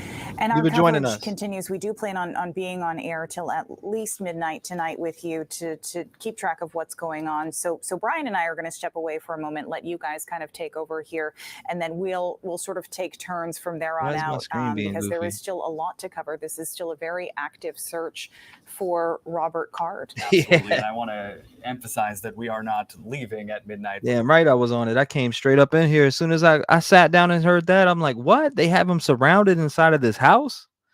We immediately came out here. Now, let's go ahead and get our, what's it called? Back up real quick. Hold up. Get this back up for us. Okay, so we're back in action. We have this up. We got flight radar. I don't see anything as of right now. I'm looking for choppers. Again, if you're just coming in, I do have flight radar pulled up. I do have the scanner on. So let's go ahead and start listening to the scanner. 2115 Augusta, all the way up from where we were at. Copy, 2115. 423 Augusta. Good. Stewart says the vehicle will be clear, you can close it out. And if you start main property, check for marginal lane, close it out as well. 400 Augusta, zone 3. 400 zone 3. 835 Augusta, zone 3. 85 zone 3. 839 Augusta, zone 3. 89 zone 3. 3114 Augusta, out of home. Copy, 3114 off home. 313 Augusta. Good. Be clear the Lewiston ERT cars, zone 3. Be safe out there, Corey. 21 Augusta. Copy, 2111 off home. Be safe out there, brother. 733 Blake. Go ahead. The RV at 46 South is clear now. They're on their way.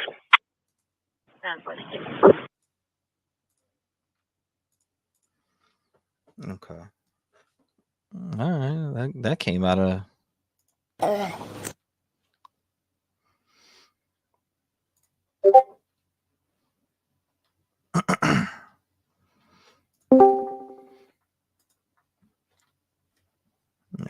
Here we go. This is what I wanted to check out. These survivors right here.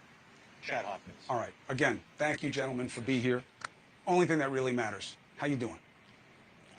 Just trying to be as strong as I can for everybody that I love. Yeah, I'm a little shook. It's starting to become real. I was saying to you before, it's right to be shook. You know what I mean? This there, but for the grace. You know how it went for so many others. Yeah. So I saw you looking at your phone, talking to each other while I was talking to Jen about the timeline, because you called authorities when you were in there, right? Not when I was in. Once I was able to get my crew, my Apple Valley Bowling League out in the parking lot, and I felt like I was safe enough to take my phone and call. That was at 6:55. How long do you think that was after things exploded in there? It was during the third shot. Wow. That fast? Yeah. Wow. Probably even sooner. Than minutes. And just so people know, the bowling alley was packed. There was what was it like? Just league night? We had league. We had youth bowling. He's got his Apple Valley League. I represent LAUSBC Youth, Lewiston Auburn Youth Bowling. When you're talking youth, how old were the kids in there? So as of right now, we know that 18 are dead. So 18 people are dead. And they said, what, 13 injured? And we're hearing that some may be on life support. I had about 15 ranging from 7 to 18. And how many people do you think were in the bowling alley? I would give it a good 75 people. Yeah. So, all right. So this just happens as suddenly as expected, where the guy just walks in and this begins. Did you get to put eyes on him at all? And what do you remember of your sense of what was happening?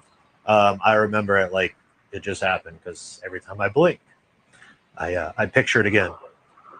Big bang, turn around, I see him no more than 30 feet away from me. Whoa. What? Hold up. Of your sense of what was happening.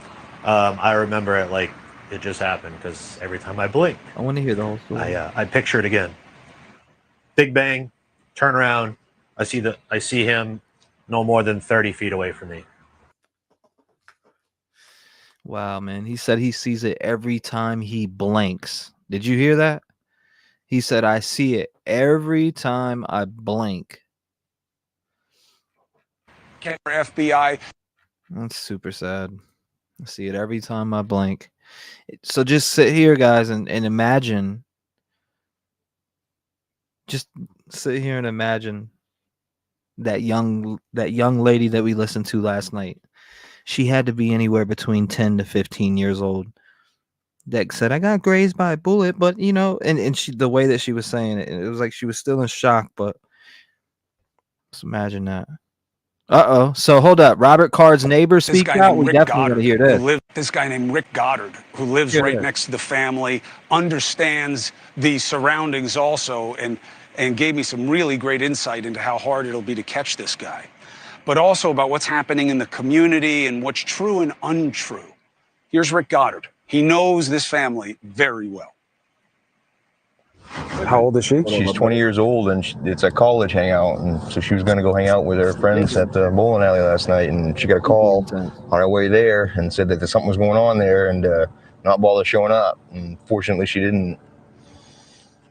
That's an interesting way to be told about a mass shooting going on. She didn't, speculate at that time that's what had happened. She didn't know that's what had happened. Somebody just said, stay away from here. Yeah, there's something going on. Don't come, to Lewiston right now. They're locking everything down.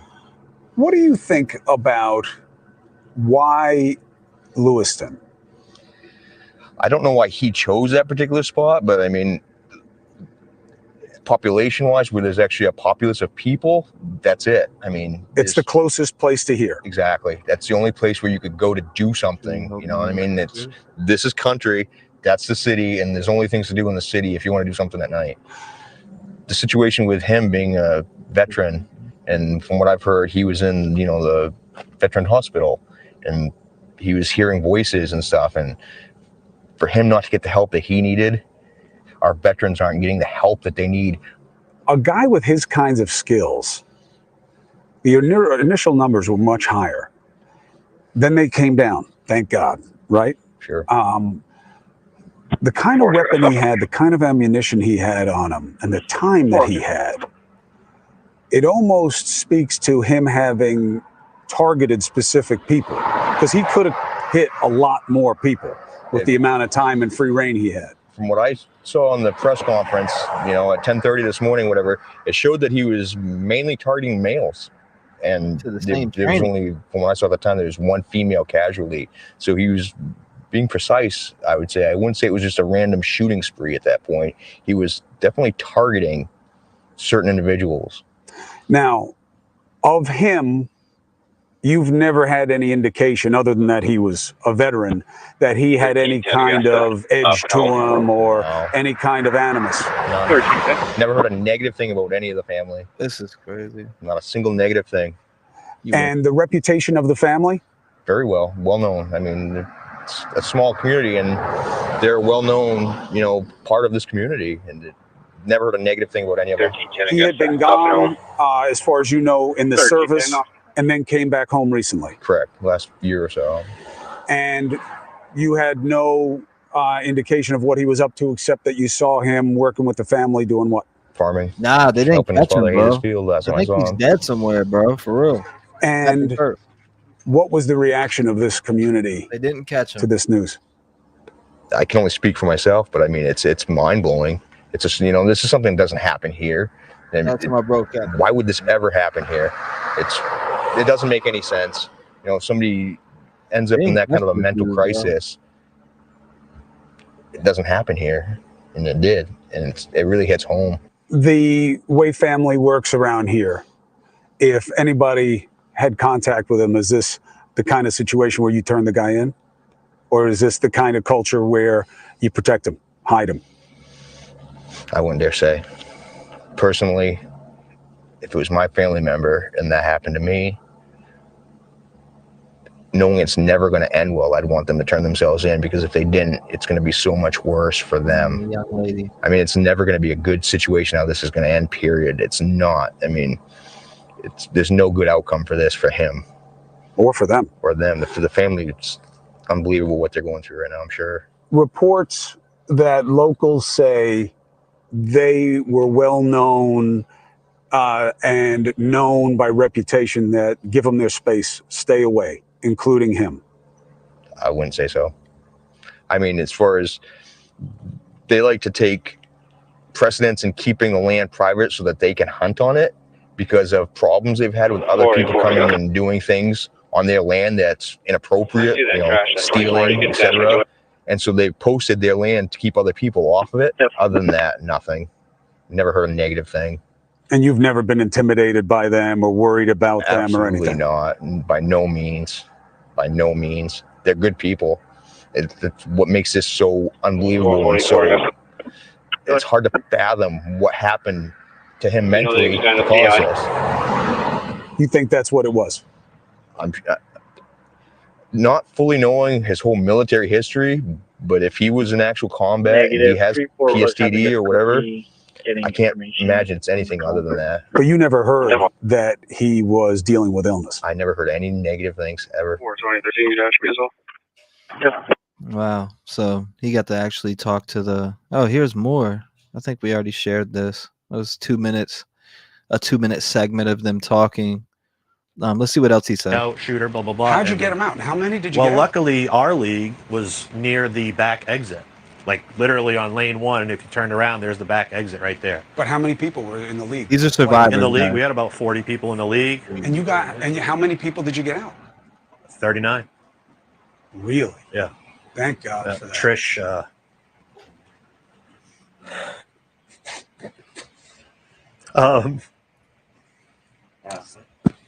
Trish Aslin, a good friend of mine, employee for me, employee over at the bowling alley.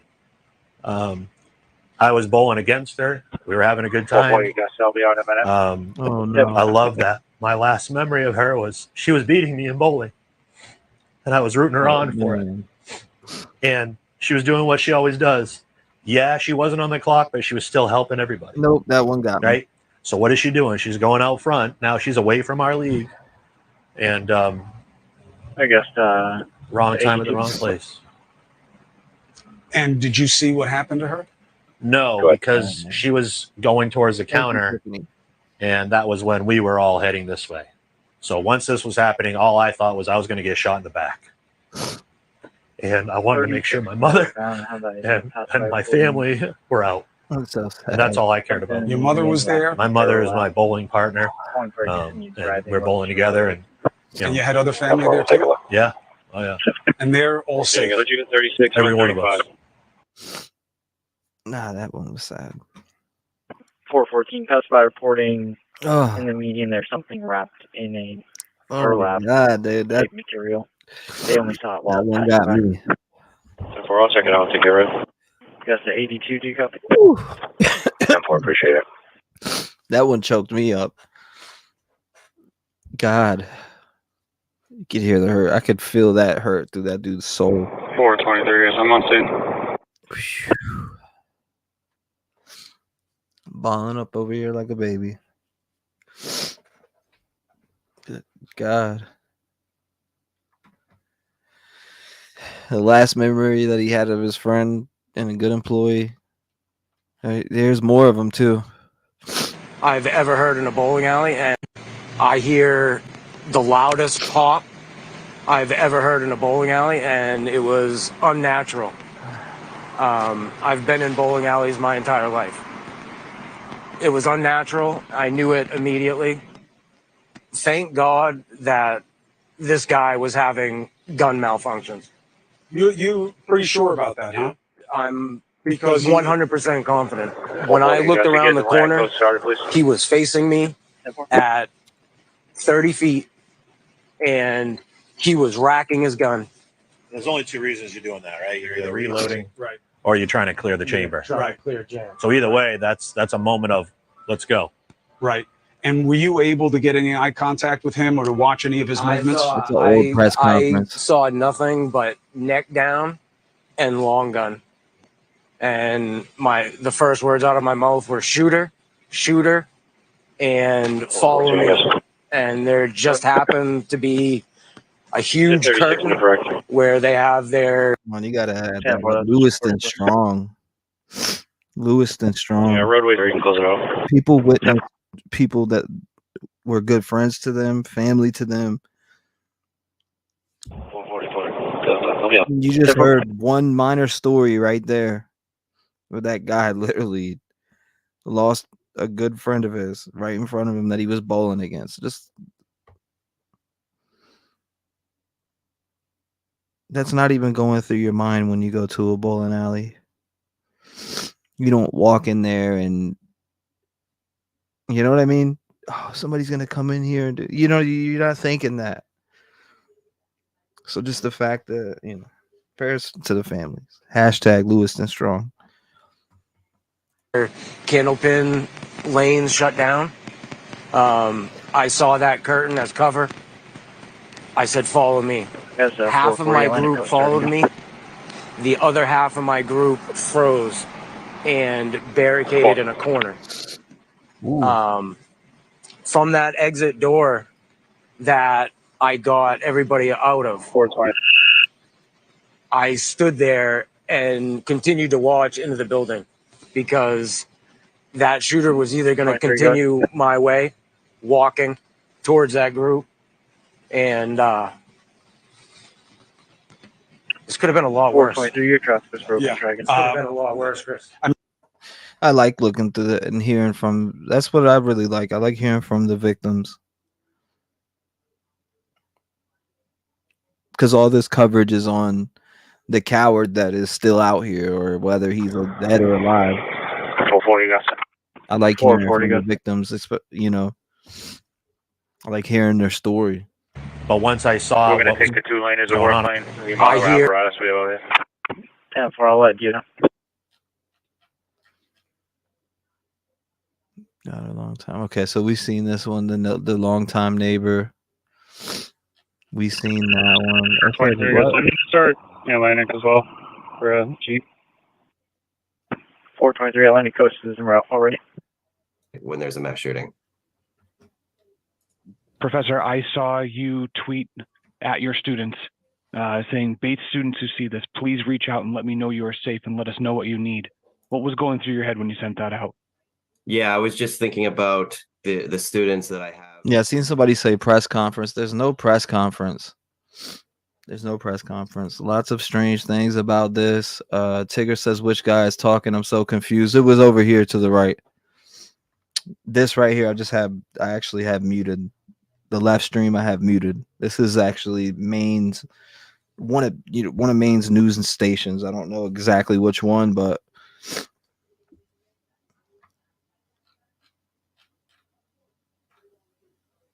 so we heard that one. We heard that. Chris outside Central Maine Medical Center. Okay. And then earlier, the whole entire. Hold on, what is this? Policeman who responded to Sandy Hook shooting explains why he thinks Lewiston shooter had a plan. Thank you so much for making the time to speak with us. Thank you for having me. I know you were part of the team that entered Sandy Hook Elementary School when 27 students and teachers were killed. I can only imagine how something like that stays with you. What memories do days like today bring up for you personally? Well, obviously my first thought goes out to the victims and, the families of the victims that were left behind. The people that commit these atrocities are not just, taking certain victims. They're affecting an entire community, an entire state, an entire country. And, for each person that loses their lives, there's dozens and dozens of other people that have to live on and bear the consequences of that tragedy. And, I also, of course, think about the police officers and law enforcement and other first responders that went to there. Lewiston is 45, So just coming in, I have the live scanner on. I have the flight radar pulled up. I'm gonna have multiple different feeds. There's nothing really being shown. I see rerun press conferences. I see a bunch of rerun stuff. Nothing fresh as of now. They did have a house surrounded, but they're saying nothing came from that. So that's where we're all right. That's where we are right now. As far as we know, he is still free, armed, and dangerous. We don't know if he's alive, dead, or what. So anybody that lives in Maine, Massachusetts, and even the surrounding states. Just be careful. I guess 414. There's no telling how much planning went into this. People, something like that. It's probably a very small police department, and every single member of that police department has a role in this particular incident. Whether they were first on scene, second on scene, now they're dealing with the aftermath. On top of that, they have to go out there and protect the community just like they've done for years previously. And they're affected by what they saw. They'll continue to be affected. Waterville So, and currently at the my thoughts. Hold on, I didn't want to miss that. Let them know it'll be a bit of travel time, still 295. Hold up, what did he say? 133 southbound. Call reporting he hit a deer. He continued on and exit. Okay, so a deer. Somebody hit a deer. 442 Augusta. What did you say that crash was? 133 southbound. 44. Okay, so somebody hit a deer. I just wanted to make sure we didn't miss anything. This dude alive or ditched somewhere. He offed himself. Palm Tree Cabin says. I keep thinking the same exact thing. I keep thinking that he went somewhere afterwards and took his, but until it's confirmed, you really can't say it, right? Or even think it. I mean, you could think it, but it's just like you got to take it serious until it's confirmed. From what this dude did, you need to have his body in order to feel okay. He needs to be in custody or found dead, whatever it is, for people to even feel safe in surrounding areas. Jamie Lee says a bowling alley. It's crazy. So very sad. My heart goes out to all the victims' families and friends. Got me too. It's devastating. Thank you, gorgeous stack of pancakes. I appreciate that. I did get to bury my Mima. Unclear. 423 is going to be primary. Thank you. I appreciate that.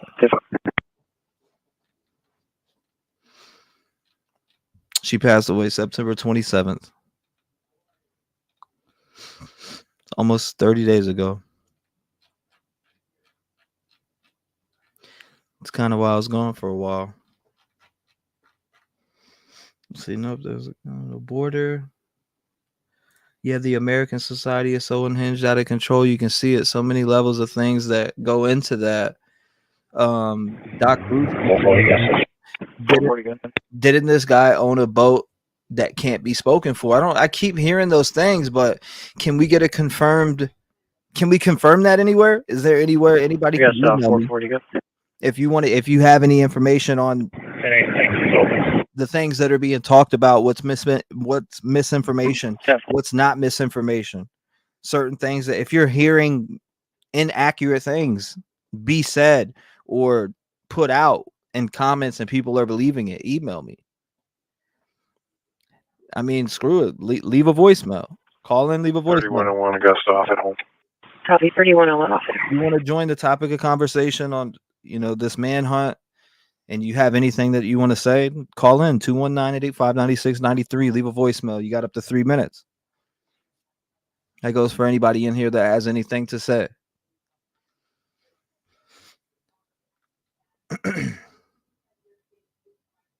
So you are playing with words. I'm talking lives.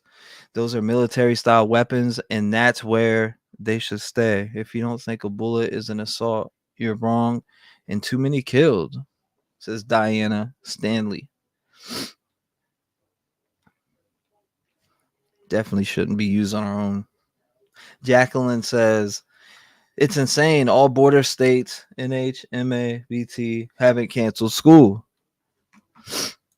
Feelings go out to them as well. How does this change a small and closely knit community? And how does it change the law enforcement officers who are tasked with going into these situations, the medical personnel who are tasked with dealing with the influx of people who are injured and unfortunately dead?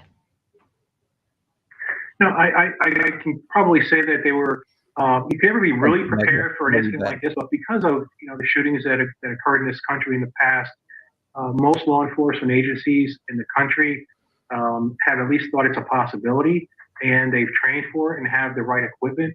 So I'm sure their response was right on point. They got there on scene and did exactly what they were supposed to do as professionals. So the numbers at the bottom of your screen, if you have anything that you want to say. Again, we are listening to Live Scanner.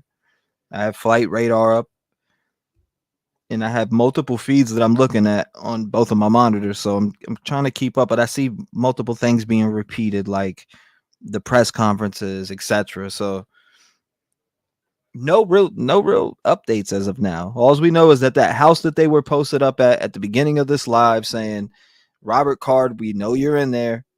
He wasn't there. That's what we do know.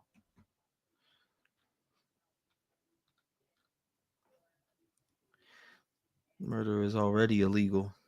Exactly. Yeah, CP, this is being talked about. Car 4 MCC control. That is being talked about. Go ahead. Mike D says, I've always Back on grounds with 1, ending mileage 49536. Copy that. Copy, mileage is 49536. Okay. Mike says, I've always felt that he jumped on a boat or held a boat hostage and killed somebody on a boat and stole the boat who belongs to someone else with this car, with this car found at the boat launch. Remember, okay. 724 patrol check. So who was in the stream last night? If you were in the stream last night, I know you heard it come across the scanner where they said possible second suspect, right? Who was in here for that? Who was here? The gunman shot him twice through the stomach. Does it change your pain at all? Oh, knowing that?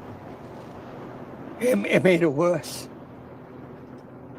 Yeah, it made. I want to hear this. Looking.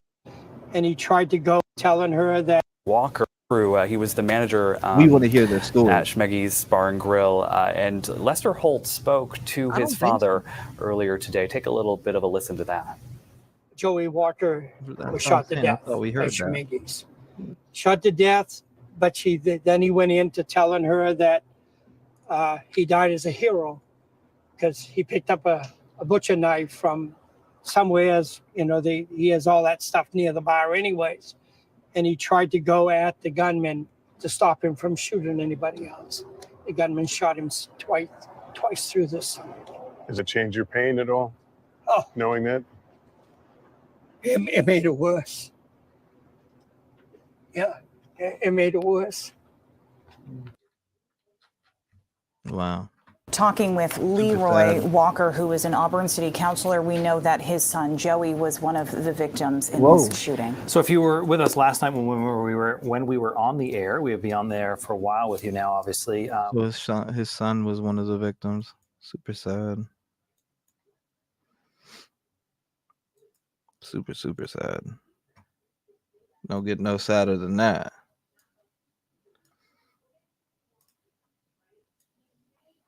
So that's that main page. That's the main page. Why is the screen doing that? What's going on here? A lot of words spoken. There's still a lot of detail, a lot of information that we don't have. I guess I'll be off of it, right? We would like to get answers now, and we can't get those answers now, perhaps in some cases because the folks we ask don't have them yet. And that's going to unfold the next couple of days. I wanted first, though, to talk about a little more about what you folks were just talking about, which is the emotional impact of this. Yeah, Joseph, right? Not just on Lewiston and Auburn, but really on the whole state of Maine. I was very surprised to learn how that schools and businesses were closed today, far, far away from Lewiston and Auburn, far from where you would reasonably think there might be an actual threat from a gunman at large. And I think some of it is shock, some of it certainly sadness, and in thoughts and prayers of the people here in Lewiston. This tragedy casts a long shadow. As you were talking a few minutes ago, Bath Iron Works worker lost his life last night. That extends to hundreds of people far-flung. I was a worker for a beverage distributor this morning in the town where I live, and his company, based in Portland area, one of their employees at the... You got some technical difficulties over there, boss man. But it does does change them.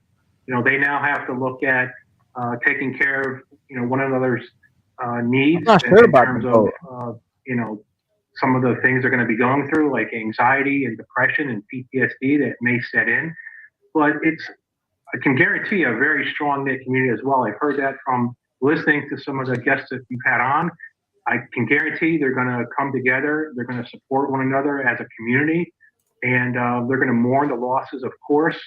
But I think that they're going to rely on each other, and they're going to be strong in the face of this. This search, this manhunt is quite different, of course, from what you experienced in Connecticut. Can you tell us what police will be faced with in Maine as we're looking at this live picture at the upper left side of the viewer's screen right now? This area about 20 miles away from the shooting, we're seeing a potential staging area here, and also how densely wooded this area is. I mean, you look at the fact that, in half of these cases, the person who is the shooter commits suicide. This particular individual, for some reason, I think had a plan. I think he targeted these two specific places. And we don't know why at this point. I can guarantee law enforcement probably has a good reason. They have information for why he went to these specific areas and why he fled. And, where they're setting up. It could be he has land in that area. It could be a favorite fishing spot. They have information, obviously, we do not have at this point to point them in a direction. Yolanda says, I am from Lewiston, Maine. My family business had been closed. Our prayers go out to you and your family out there, and stay safe. Who was it now? That's Blunt. I have somebody. What is true? I was gonna say Blunt, bitch. That's her name at Discord. So you're from there, Yolanda. What is true's Ahmad, who is in here, is from that town too. I know I have a decent amount of Rev gang that are from there. Multiple people have reached out and said, hey, I'm from this town, or I'm about an hour from here, or 30 minutes.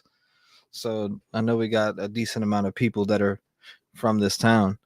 He did say that last night to you, Trev. So Yolanda, what is it? What's the presence like? Like if you went to the store right now or went to get gas, is there roadblocks up everywhere? What is the presence like in the area? As far as like when you're traveling place to place right now. And I doubt you're probably doing that. You're probably hunkered down waiting for this coward to be caught. It sucks your family business had to be closed for now.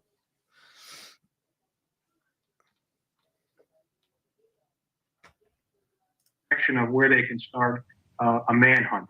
And so I can guarantee he's going to get caught. It's not a question of if, it's a question of when.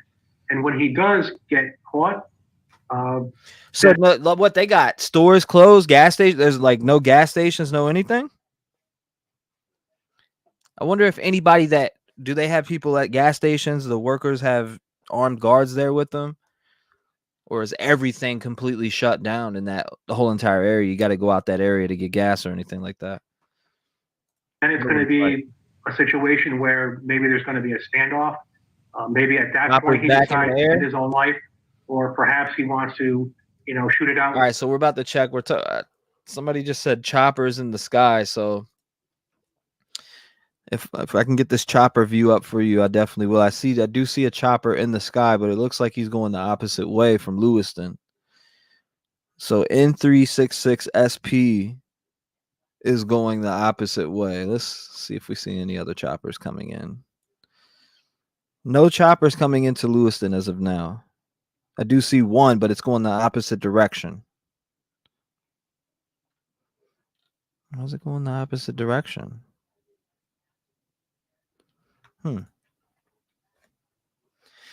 Again, I do see a chopper in the sky, and I'm looking, but it's going towards New Gloucester and Gray and Raymond and Casco and Naples and Standish. That's the direction it's heading in. I'll keep a close eye on that. Which town? The chopper that I'm looking at is going.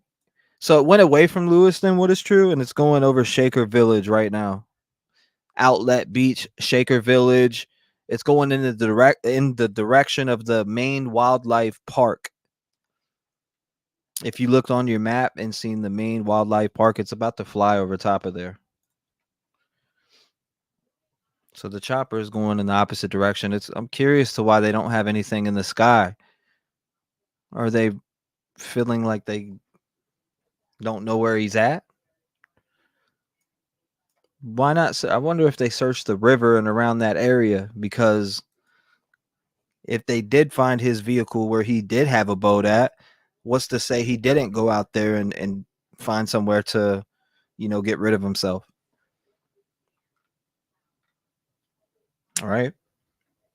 Again, if you want to join in the conversation, 219-885-9693, you can call in and join the conversation. 3 minutes, you can leave a voicemail. Let me know your thoughts. Earlier on the stream, we had special guest Jennifer Coffin Daffer. She is an ex-FBI agent. She said with 15 years of SWAT. 15 years of SWAT? Is that what she said?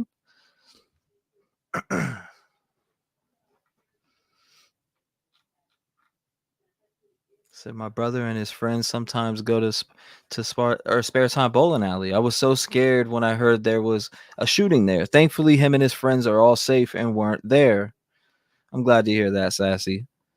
Praying for you guys' town. Praying for you guys' town.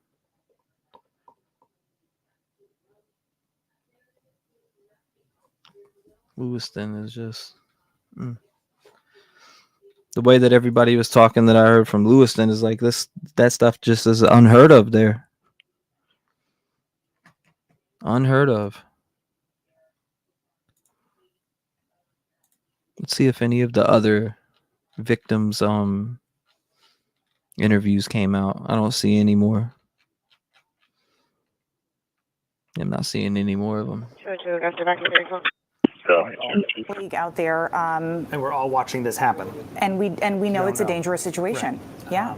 Especially when law enforcement come over and tell you that. So, this whole thing is dangerous. Every aspect of it. Healthcare workers that are in the middle of it, the law enforcement that are in the middle of it. And so all we're trying to do is stay safe and get you the information. It was almost 12 hours ago now. There was a press briefing at Lewiston City Hall, 10:30 this morning. We heard from Governor Janet Mills and law enforcement officials, and we got a real look at what the actual timeline looked like. We all had our own notes of what happened through the night last night. We got a real look from Colonel William Ross of the Maine State Police of what unfolded last night. 18 people are now deceased at this time. The victims at the just-in-time establishment, 7 people are deceased there, 1 female and 6 males, all from an apparent gunshot wound. Victims at the Schmegley's Billiards, 8 are deceased. 7 males inside the establishment, 1 male outside of the establishment. Again, also apparent gunshot wounds. Multiple people were transferred to area hospitals, Central Maine Medical Center, St. Mary's, and Maine Medical Center. 3 people that were transferred to those hospitals are deceased, for a total of 18 people deceased at this time. Colonel Williams there with the Maine So a State total of Police, 18. kind of just recapping the situation. And as you mentioned, that was 12 hours ago. That That info, we you last say heard it from ain't them. But, Don Karen can You hear a lot comment on about it. It those feels like much longer situations at these that days. point. But that was a moment we were hinging on coming into today. That would be our first real look at what facts police can share with us and are able to share with us, and that Well, our hearts are with you guys that are in here from Lewiston. I mean, you're probably sitting in your houses, twiddling your thumbs, freaking out right now, knowing this dude's out here possibly free right now, if not dead somewhere. So it's like 50-50. Either he went somewhere that he planned to go afterwards to take his own life, allegedly. That's just personally my thoughts. I don't know that to be true, or he's out there on the run right now, which is a scary thing. Doing the search in Lisbon, and you and Hannah Cumler were there last night. Yeah, and in Lisbon, a hotbed.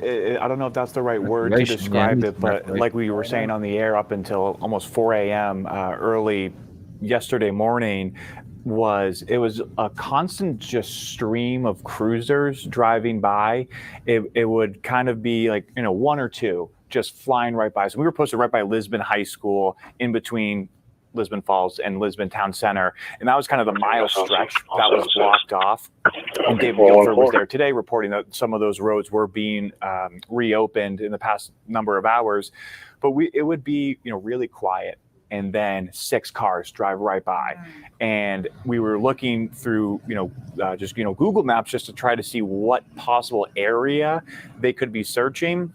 And we were right by the Androscoggin River. I had no idea how close the river was to the back of Lisbon High School. And we saw a number of tactical trucks set up behind the school. Going into the gym, we could see into the gym.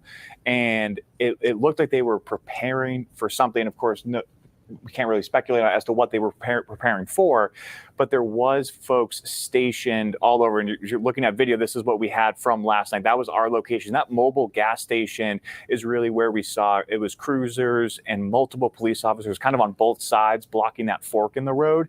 But again, it seemed like there was probably a 2-hour stretch that every 15 minutes we would see multiple cruisers with the lights on driving by, and then slowly kind of come on back. And as we reported last night, that helicopter that was circulating, we had a lot of folks on social media reach out to us looking at like the flight logs and the capabilities of that technology, searching land and the water. And it's a very wooded area, like a lot of these places in Maine. And I think what I've noticed is being in all 3 of these locations in the past however many hours, it's very an interesting just geographical difference, not in terms of the physical mileage distance, but Lewiston, second biggest city in the state. So Bowdoin, where we were tonight, and I tried to explain it a few hours ago, it was like a massive farm. That's really how big that property truly was. And then Lisbon, a more kind of in-between type community where there's more homes around, but still a lot. So this local news station actually did travel out there earlier, and they were live at the location for officers to search. And we've said it all day long today, and you kind of touched on it, what you saw last night, what you saw earlier today in Lewiston, what you saw tonight in Bowdoin. These are all very active scenes. Yes. Yeah. And the side door is wide open. Advise they've already looked through the... Hold up. Let's hear this. Good. Soxby Rescue just returned from a call in Hiram, reporting the bathroom window is wide open and screen was on the ground. And the side door is wide open. Advise they've already looked through the building. Nothing seems to be missing, but they're looking to get a report taken. Copy. 2612, I guess you can assign it to me. I'll take care of it. I thought I heard something about busted windows. 1022. Okay, I was like, what? I thought I heard something about busted windows. The 2 of you know this in the field. A lot of times when you go on a scene, an officer will come up to you and give you a, hey, like heads up, here's kind of what's going on. The officers were really focused on looking out for our safety. Right when Hannah Cumler and I got to Lisbon Falls, they immediately told us, if I were you, I would back up. This is not a safe area. We heard other reports, law enforcement calling it a quote danger zone. Again, that stretch where you're looking right now. So that was where the circulation of the efforts was last night. I know David Guilford again said that those roads were reopened. That doesn't necessarily mean they're not still looking in those roads or in those areas. But again, there was a different feel, of course, with the 18 deaths. Something that these law enforcement agencies train for, never want to have to kind of go out and execute and try to find this suspect. But it definitely was that different intensity. Even in Lewiston today, one one cruiser would come up to the bowling alley where the first location of the shooting last night, and everyone's eyes are glued onto the attention. And if I can just for another second, just give another compliment to law enforcement looking out for our safety. We talked to, I believe it was you two, when we had a man come from over the train tracks. We didn't know what was going on. We look into the street, and the officer that was posted across from the bowling alley near us walked over in a ready position, so to speak. And all the reporters from all the news outlets that were next to us looked. Somebody just say, "Yo, man, this is a dispatch for for fire. Nothing to do with the manhunt."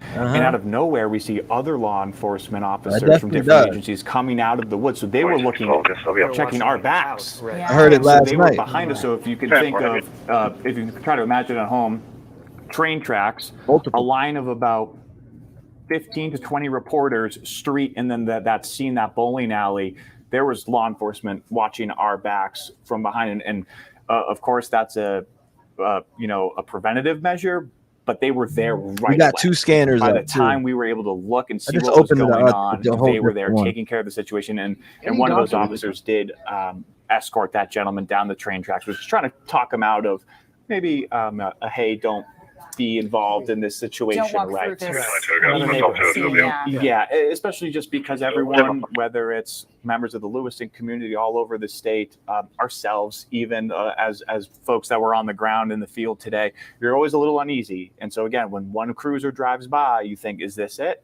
And then when one person walks by, you think, excuse me, get a little hesitant.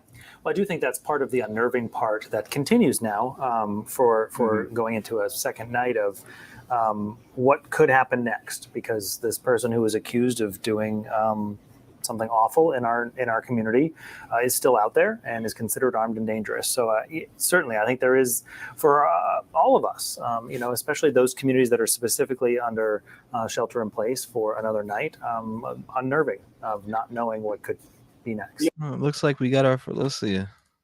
Hey there, this is Mary. First of all, I want to say thank you for your dedication and coverage of this. It's really upsetting and shocking to see this happen again in our country. I just wanted to say that back in about 2007, 2008, we had an active shooter at our hospital that I was working at, and Oh wow.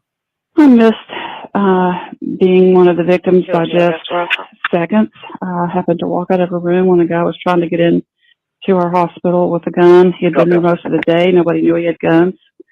And he was schizophrenic. He had gotten out of a hospital. Family had pled with the hospital not to let him out. He was dangerous. And sure enough, he came to the hospital with weapons hidden. He was in a schizophrenic state, thought that one of the doctors had implanted a device in him when he took his gallbladder out, which is obviously not true. He went back and forth between our hospital and the doctor's office looking for him, and then ended up coming around to another side of our building where our nurses were being discharged home, catching a bus, and he shot and killed one of our social workers and also shot one of our med techs, surgery med techs. She nearly died. She did survive, but the damage that he left behind for all of us, even as a staff, was just horrendous. He did unalive himself in our lobby. Oh my. And I'm grateful for that. But, I feel horrible for the families. I feel horrible for the victims. And I feel horrible for any family who has a family member who is mentally not well, can't get the help that they need, and then something like this happens. It's just very sad for everyone. And prayers for everyone. And these people will be seeing this, who survived it. They'll be seeing it for years to come. I can close my eyes and be there like it was yesterday. So prayers out to everybody and prayers to you. And again, sorry for your loss and hope your dad's doing okay. Thanks. Bye. Thank you. I appreciate that. Wow. So shocking. See, there's people that are even in here that been in these type of situations. I guess 414. Wow. Thank you for sharing that, by the way, 865. Mary, I appreciate you sharing 442, that. I guess, you're traffic. Negative 414. Good. Thank you for calling in, Mary, and sharing your story with us. It's like people have been in this situation before. It's sad.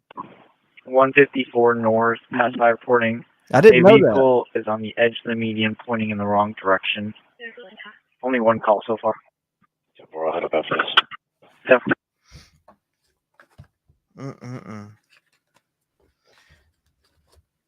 They acted. I didn't know there was one in Carolina. I'm looking.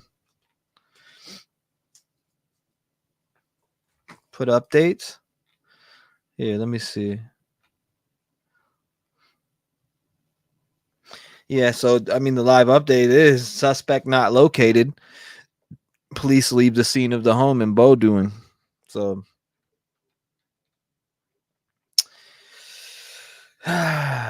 Zoom bomber who displayed what? Obscene images disrupted a statewide.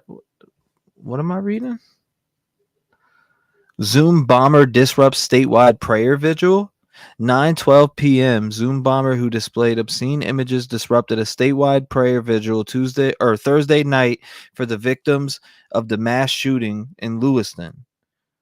The virtual prayer vigil, which was hosted by the Episcopal Diocese Maine, was interrupted after images of naked men performing acts began appearing on the screen. What? Get the fuck out of here! What? What am I reading? That's crazy. I seen that in Discord, by the way. What the heck kind of crap is that? Great call in. Prayers to you. Shout out to Mary. Thank you, Delana.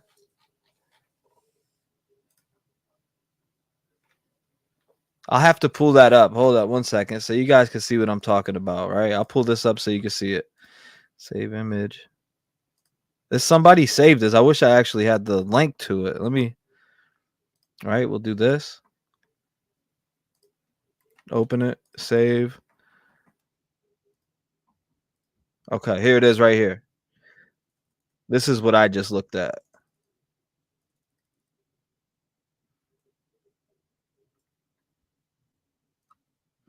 I couldn't, there's no more after, screen scene, but that's what happened. Said, huh? What? This right here. I don't know if you guys can see it. Maybe some people can't. They're on the phone, and I'll just blow it up for you. But it says Zoom bomber disrupts statewide prayer vigil, which was hosted by the interrupted after images of something naked men performing on the screen. 440 good. That's disgusting. See what I'm saying? That's what this world is just going to, look at this. This is the type of shit that's going on in our nation. Probably the closest unit to that. People are so fucking childish. Excuse my language. 10-4, just from you were advising, he is aware already. People are fucking childish, man. Sorry. Just people are sick. Absolutely disturbed. Kind of shit. In shock. Oh no. I think we're all in shock. I think us as a community are. Through the night, police continued their search. At 6 o'clock in the morning, Bowdoin residents were ordered to shelter in place. Then at 10:30 Thursday morning, police confirmed 18 people were killed and 13 others were injured in the shooting. But the search continues for the suspect. This is a dark day for me. I know it's hard. You got breaking news coming out of North Carolina. Five found shot death or fine. I can't even read it. 5 found shot to death at Southeast North Carolina home. So again, there's breaking news coming out of North Carolina. 5 found shot to death. What the hell is going on? The latest in terms of how the events unfolded over really a very short amount of time. A lot happened. And that was something that we've commented on that it seems like a surprising number that it was just a 45-minute window from the first You're to welcome, the last Cassie, of the real quick. patients transported from the scene. Always nice to see you. Cassie, you've been around for a while. You always come in and out. It's nice to see you. Yeah, again, if you did it, like I said, breaking news coming out of North Carolina, like somebody had just super chatted before. They said something happened in Carolina. They were right. 5 were found shot to death at Southeast North Carolina home. Let me look at the article. Let's see what we get here. Yeah, you see that? 5 found shot to death at Southeast North Carolina home, sheriff says. See this? 5 people found fatally shot at Sampson County Sheriff Jimmy Thornton said the deputies. We're gonna check. We're definitely gonna check into that story. It's crazy.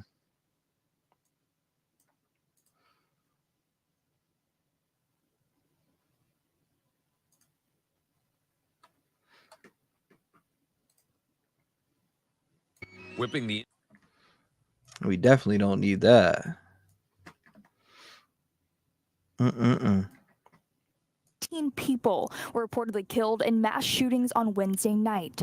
Central Maine Community College, Bates College, and the University of Southern Maine Lewiston were all closed as well. Many local establishments are also closed Thursday due to the tragedy in Lewiston and out of the abundance of caution.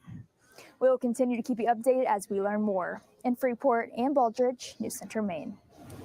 And you mentioned, Brian, a lot of those communities closed today, but many of them still planning on being closed tomorrow. Right. We still have this shelter in place for Androscoggin County as a whole, also Bowdoin, Lisbon, Lewiston, very much still under this shelter in place while there are still active scenes in those places. Yeah, because a lot of the decision to close or not open or close for a little bit was based on kind of the anticipation that the shelter in place would be lifted. Right. Bell, I appreciate that. You have a wonderful night. God bless you. It's not. It still exists. Thank you so much for hanging out with us, Bell. Now, this many hours later. Prayers to you and your Again, family, love and light. For Robert Card, 40 years old from Bowdoin. He is the man police believed opened fire at Spare Time Recreation and at Schmeggy's Bar and Grill, the pool hall there in Lewiston. And we have 350 plus law enforcement officials that are involved in this. We know the FBI is involved in this search. In fact, we were talking with Zach Blanchard a little bit earlier, who had. So she said, I find leaving notes odd when people can text, message, leave a video, etc. I don't trust notes until they have validated, until they have validated by a professional handwriting expert to say it was his handwriting. I get what you're saying. Auto Gal says it will only get worse. Mass shootings always ramp up when we reach closer to election time. Isn't it? It's in it. Last year, 2022, it seemed like there was a lot of mass shootings. October, November, maybe was it January, February?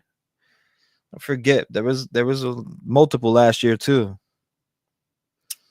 We can be compassionate while also advocating to keep our rights that do not come from the government intact, says Miss Potts.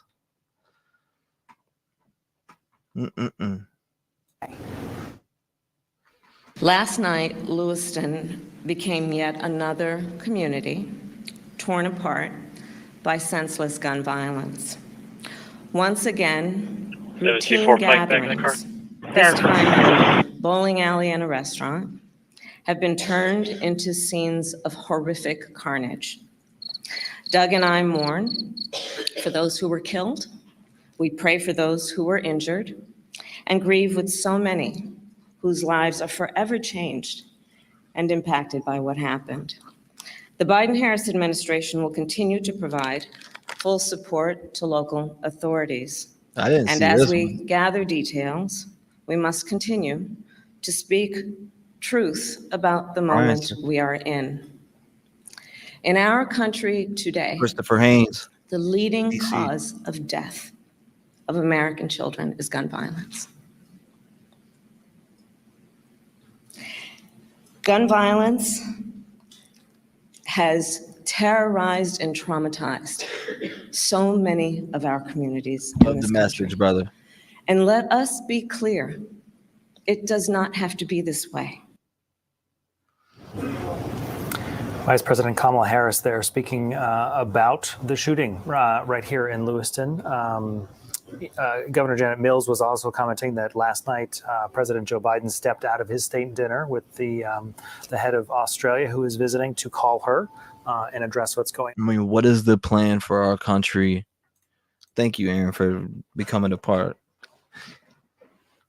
of the Rev Gang family. I appreciate it. I'm sitting here thinking in my mind, what could we absolutely do in this country to stop senseless gun violence? Right? because it is a big issue. Again, everybody welcome Aaron. Welcome to the Red Game family, Aaron. But I'm serious though. What could we do to stop gun violence? I can't stand we are so being played by these mofos. V. Williams says drunk drivers, reckless drivers wreck and kill people too. He said, are they going to try and take cars away? Archer girl says they were talking about taking our guns as soon as it happened. Makes me wonder if it's a false flag. Gun control laws. I think there should be a psychologist along with the school nurse in every school. Every child should have to visit them every 20 minutes or at least 20 minutes a week. I said every 20 minutes. Listen to me. Visit them 20 minutes a week. If every child goes, nobody feels out of place. Harris. It's a human problem. Mama Bear, thank you for the 9 months, Mama Bear. Thank you.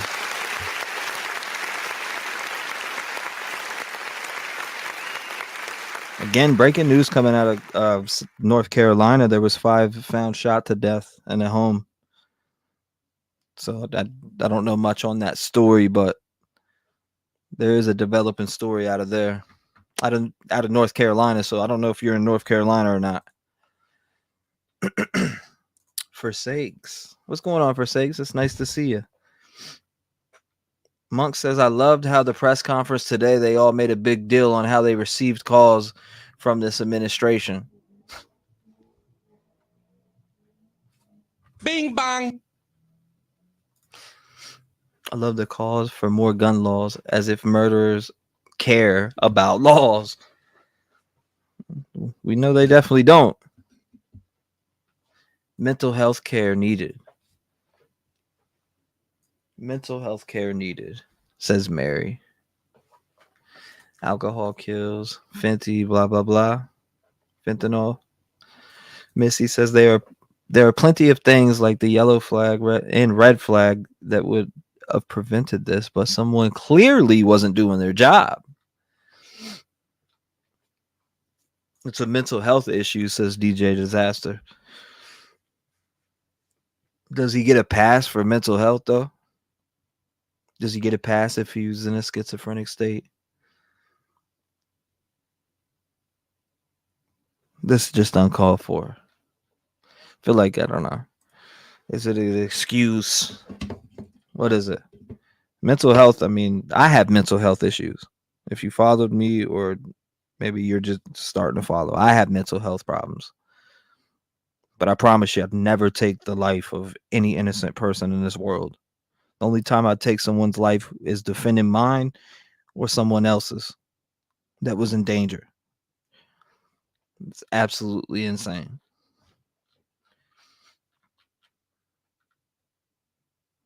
It's people's issue. Nope, don't get a pass. Really, it's not right on divine timing. The government could spend more money on mental health instead of giving billions of dollars to other countries. Ms. Potts is on point, says ROs. Confiscated by police if a person is admitted to a psych hospital. C417 is coming from Bangor. I'm 137 north right now. We continue. Bing bang. 10-4.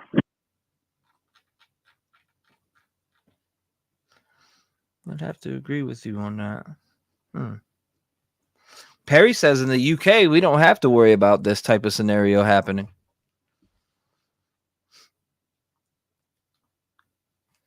Well, we got JLR's on his way out there. So we will have some boots on ground action out here tomorrow. Hopefully it doesn't go on till then. Hopefully they capture this guy tonight or find him tonight. Right? Hopefully they find him tonight. It's 10:40 p.m. there now. Pretty quiet on these scanners that I have pulled up. Another guy just drove through a parade. Keep talking about gun control and there will be, and when all hell breaks loose, you'll be sorry you'll have no protection.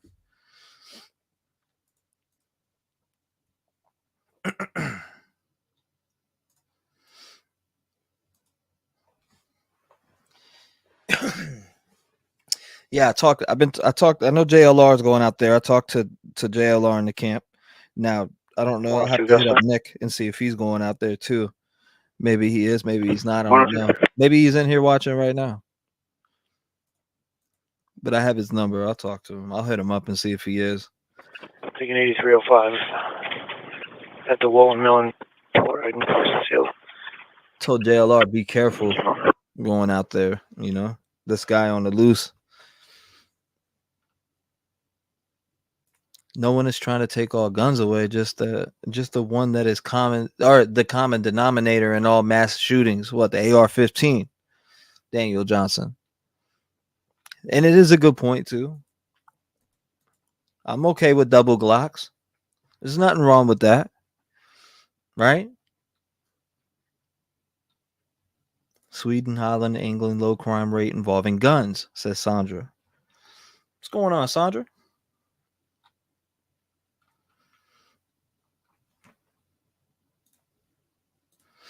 This is how you wake a few people up if they're sleeping. Are you sleeping? FBI, open up!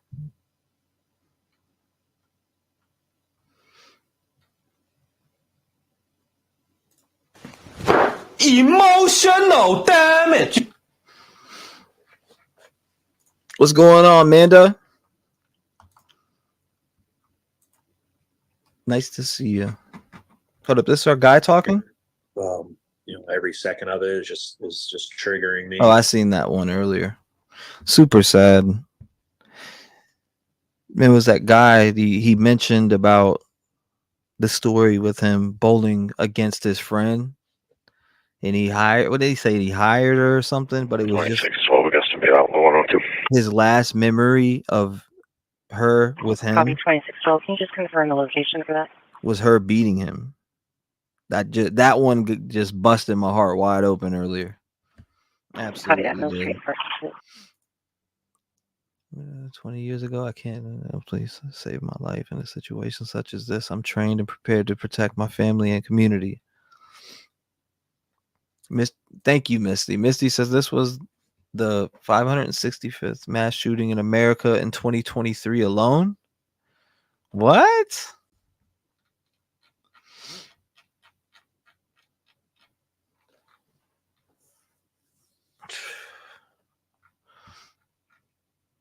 Mm-mm-mm.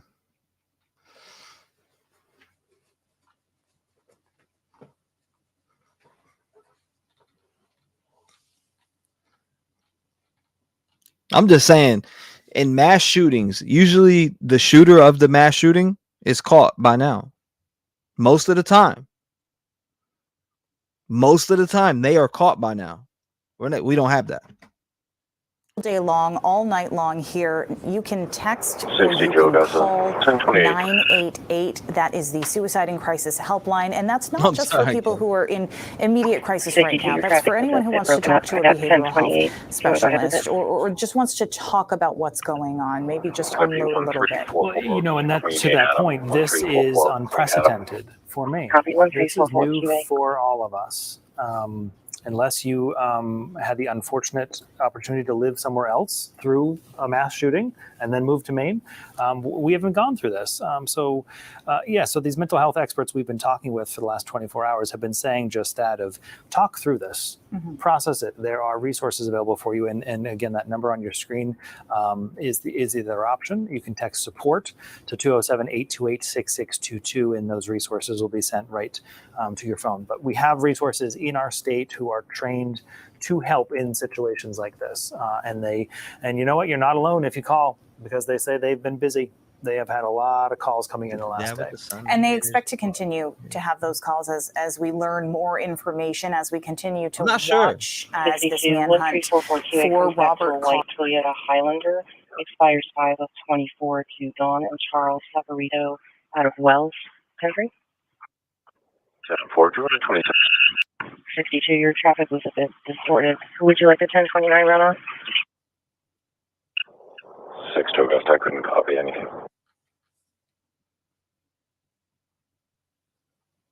I believe you requested a 1029. Just wanted to check on which subject you want that run on. Copy that. Stand by. This guy should never been able to own a gun after he got out the mental health institution. Thank you, Kenna.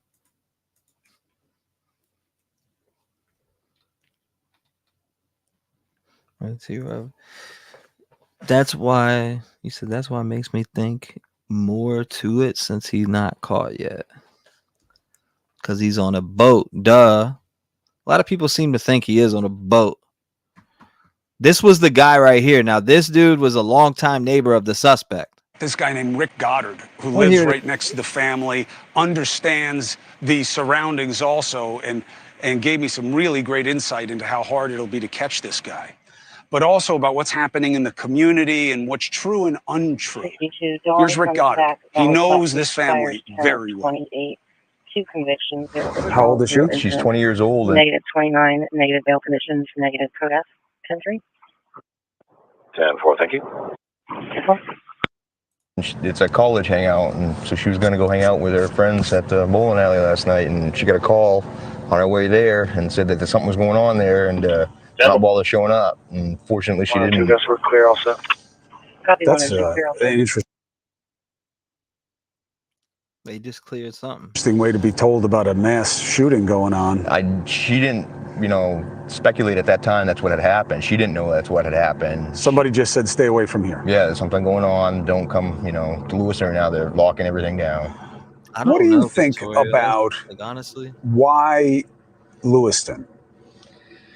I don't know why he chose that particular spot, but I mean, population-wise, where there's actually a populace of people, that's it. I mean, it's the closest place to here. Exactly. That's the only place where you could go to do something. You know what I mean?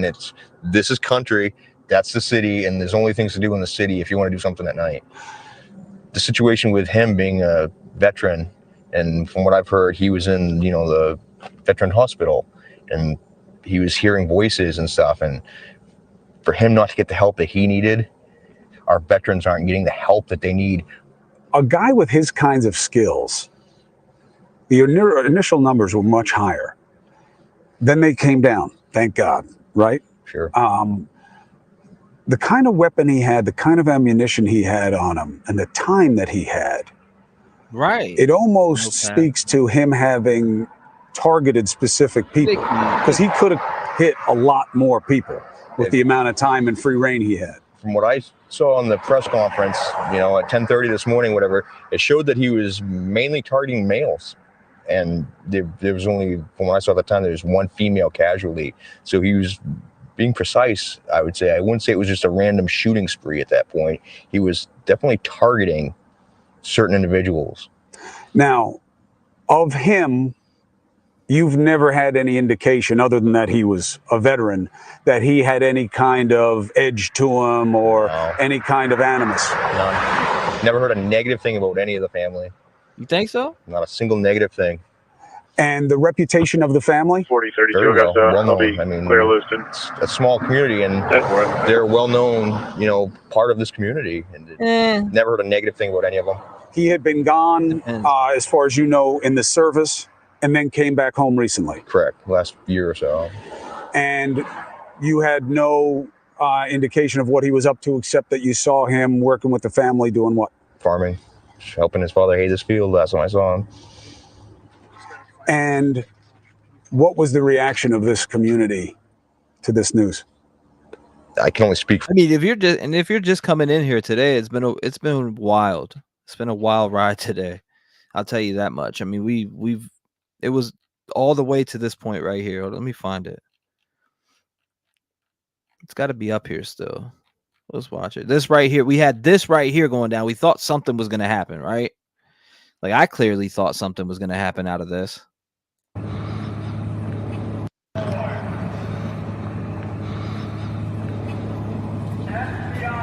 Yes, 703.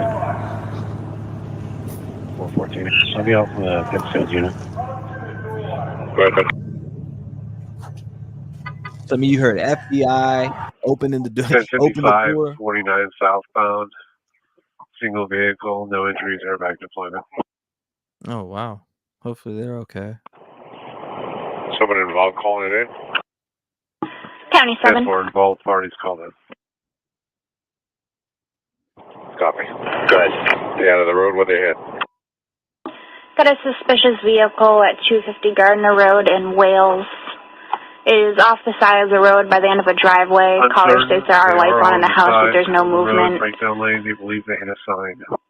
It's going to be main PC 4806 Union Yankee. Comes back to a 2004 blue Kia Optima, 4-door active, to a Ricky Hill out of Litchfield.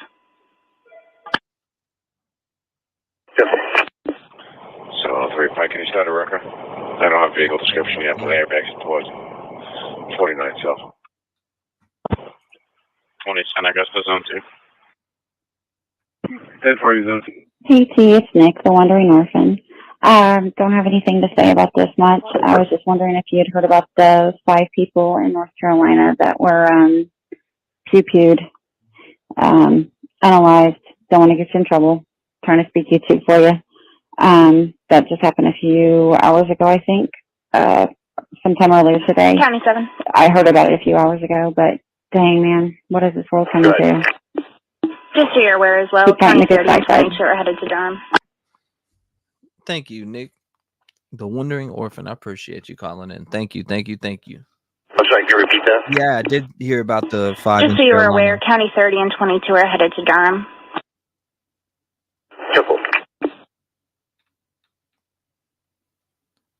The vehicle, Chevy Suburban, maybe headed towards Massachusetts. Anyone else hear this? I haven't Bancroft at all. I haven't seen it, been tagged in it or anything, but definitely you can share it with me and I'll take a look at it. I'll pull it up. Where'd you see that at? Who said it?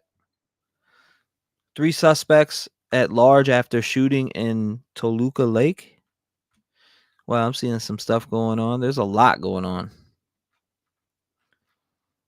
Let's see. Main shooter possibly escapes on jet ski.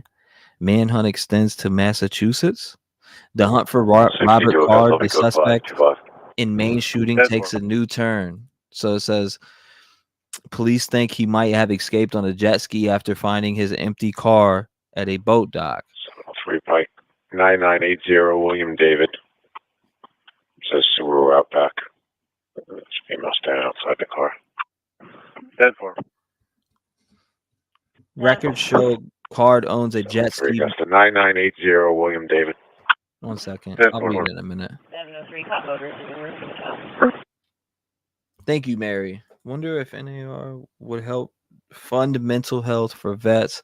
Wish YouTube would allow YouTube creators post a vet suicide hotline, especially during this time of the year. Why couldn't we?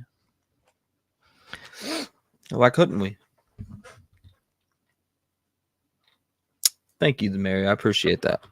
703 comes back to a Wendy house out of Wellington, Maine. Act expiring 11/30/23. Wendy, what? Yeah, I haven't seen anything on that yet either. No, nothing identified anyways. So there was there was 5 found dead in North Carolina. Let me see. See if we got any active suspect on that. Yeah, nothing. Just that was 9 hours ago. Actually, 13 hours ago. So 5 bodies found inside Sampson Co. home. So Sampson Co. home, sheriff says. North Carolina, so Clinton police.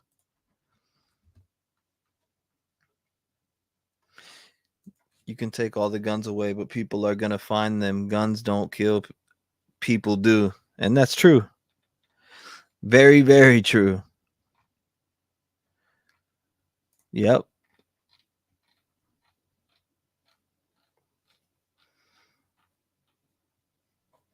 Probably a domestic.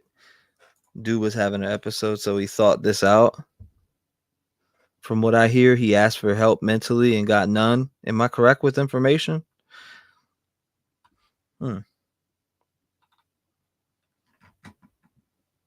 Today that Robert Card owns a 15-foot boat, and that is unaccounted for.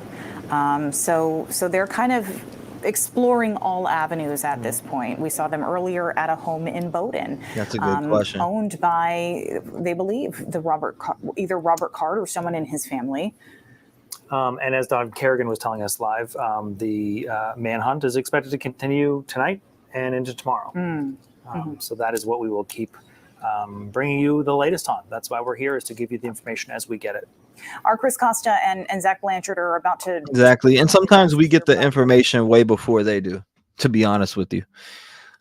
During Danilo Cavalcante, we heard him be arrested first. Everything on my channel. There were 17,000 people in here when that happened. And we heard them come through. They were cheering. We got him. And they were like, yes. You could hear the whole dispatch team.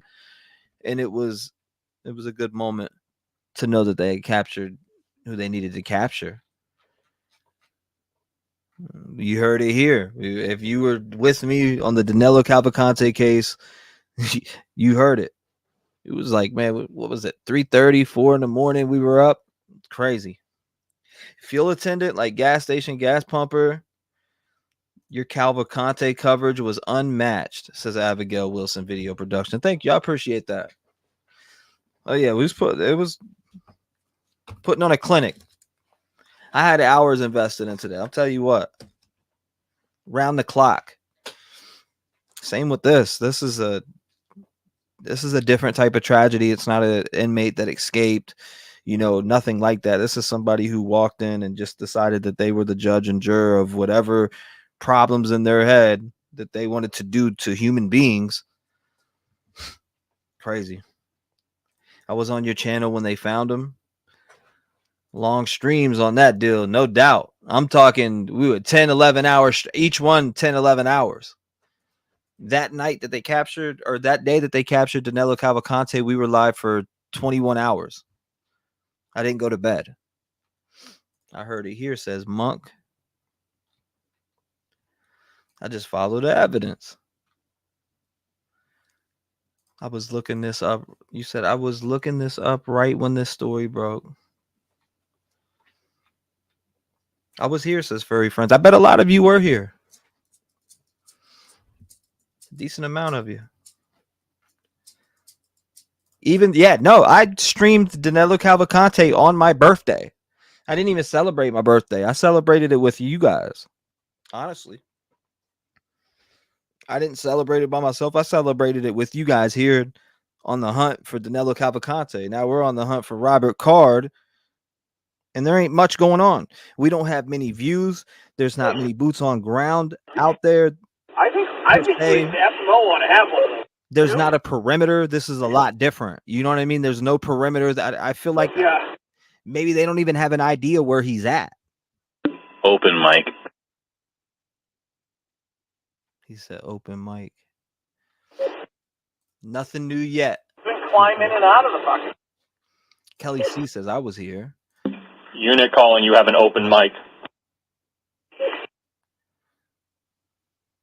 Said I went to sleep. Too many live shows. The Cavalcante chase was definitely less terrifying.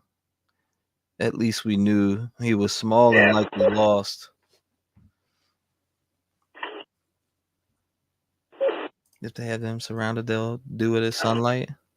Huh. We're not hearing anything. That was intense. I was here. Someone's got an open mic. Just check your radios. Make sure you guys hit that like button again. FTA for the algorithm. Make sure you smash the like button. Make sure you subscribe to the channel. Share it on any platforms you guys are on, Facebook, etc. Keep people updated on the news. I think it's important for especially people in Maine, Massachusetts, surrounding states, to where this happened. This shooting happened. This guy could be traveling anywhere. He's armed and dangerous he's definitely armed and dangerous. He took 18 lives. There's people in the hospital. They're saying 13 injured, 3 died at the hospital. There's just a lot of information coming in on this. It's scattered right now, so it's going to be a little bit inaccurate. But as the days go by, the information will get more accurate. So thank you. I appreciate that, Rhino Girl. Excellent cover. Excellent coverage as always. Good morning from Dubai. Keep up the excellent work. Thank you. AED Dubai. Shout out to Dubai. Thank you. let's see what's going on here live at the scene. Leading up to that, we know that it was anything but that. It was a very active scene here, and I just want to kind of explain, the situation that we saw and the moments that, led up to the eventual scene being cleared. So we are along Meadow Road right now in Bowdoin, and it's rural Maine. There are fields on either side of this road, and it's a narrow road, and there are dozens of other reporters and photographers here, and so they were parked on both sides of this road, making this road so much smaller. And we are all gathered here in a driveway of a neighbor. So we were all here kind of observing this road being blocked off because we were originally here as a search warrant was being executed at a home somewhat related to Robert Card. And then as the night went on, law enforcement came over to us, members of the media, and told us to actually turn our lights off, lights that we're using right now, because it is a dangerous situation. So we all turned our lights off, and we're watching this house, which is behind me across the street here. It's hard to see just because it's dark now, but it's down the road a little ways, but we would be able to see it right where we are if it was light out. So we saw armored vehicles, 2 of them. One was at least from the New Hampshire State Police, drive up to this home, and they approached this home by foot. There were dozens of armored I don't know what's going on right officers. now. But They had a K-9 team. There's a helicopter circling this home. They were shining spotlights on this home in the windows. And then eventually we heard police speaking from a bullhorn. I'm going to read you some of the things that they said. They said, "Robert Card, we know that you're in there. Come out with your hands up with nothing in them. We won't hurt you." And they were instructing Robert Card, who they thought was in this home, to come out, stand in the driveway. But from what we could see, Robert Card never came out. There is a little bit of a hill blocking part of this home, so it was hard for us to really see everything that was happening. As I mentioned, K-9 team, officers, helicopter. There was a lot happening here in this one spot. And eventually, law enforcement came back up this road, cleared out, and it was, from what we know, unsuccessful. But it was a really intense moment here where we thought this manhunt might be over. There was a lot of hope here, but we realized that this is just something that is continuing here. Very busy scene where he's at right now. Very, very busy. It's quiet. It's dark, as you can see behind me. I agree with you, Misty. And that is it right now. Lee and Zach, I'll toss things back to you. Yeah, Alex, you've been on the scene. We should note that video we were showing is from earlier. As you can see behind Alex, it is cleared out, but you can hear in the background there's just the sheer number of reporters. And Alex, I want you to stay with us. It was fun. I know you were speaking to some residents in the area earlier, some neighbors. You made a difference. You walked us through the situation that happened at the home there. But this is an area where, of course, it's a small town in Maine that the Card family is known. And you spoke to some neighbors there that spoke about the family, right? Exactly. So this road a little while ago was obviously blocked off because of what was happening at the home. So folks who live past this roadblock, they couldn't get to their homes. So they were kind of parked behind us here along the road waiting to get by. And I chatted with an older gentleman who was with his... So what we're watching right now is live. There's a lot of different lives that are on that are old and just rerunning certain things over and over again. This one's live. Me that he knows the Card family and that he's just shocked by this because they are extremely nice people. He could never have imagined, as so many of us not even knowing this family, this could ever happen. So he was in shock, and nothing like this ever happens here. So he was just really trying to process that as he was sitting here. And he wasn't the only one. He was the only one that we chatted with, but we saw other folks just kind of sitting and waiting to be allowed through for law enforcement to clear out. Understandably so.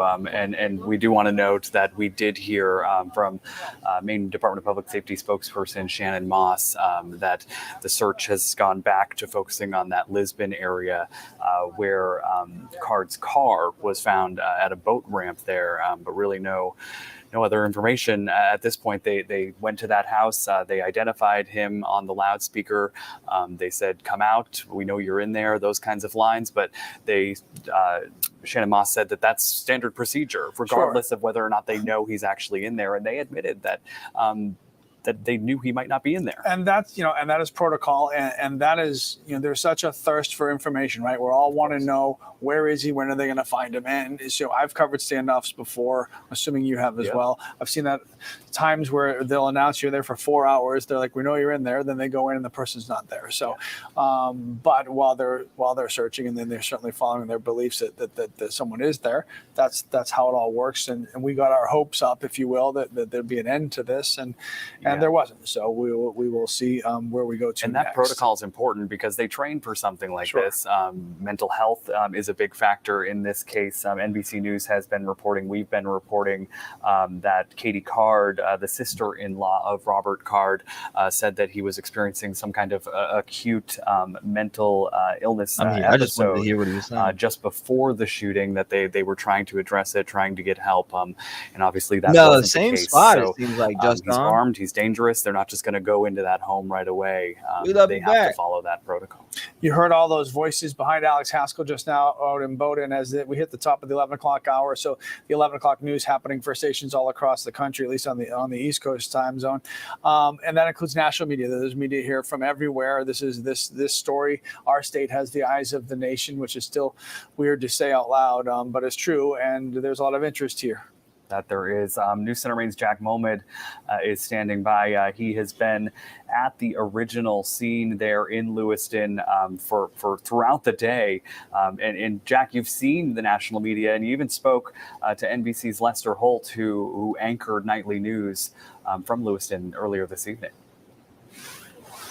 That's right, Leah and Zach. Well, unfortunately, as we've been talking about, Maine has taken the national spotlight for the wrong reasons. A gunman taking the lives of 18 people here in Lewiston in two locations, one in a bowling alley and one at Schmenge's Bar right behind me here, where we've been standing with for the better part of the day. And as you said, national media has flooded through here. And as our News Center Maine crews have been here at different locations, we've seen various media outlets here from pretty much all over the world. But if you got a chance to catch the NBC Nightly News this evening, you saw that Lester Holt and I interviewed a very common source. It was that Auburn City Councilor, Leroy Walker, about how he's coming to terms with losing his son. I talked with NBC's Lester Holt about that experience and also the responsibility that we have as journalists when it comes to reporting on mass shootings like this in our country. You're keeping a sharp eye on in the midst of heartbreak, anger, confusion.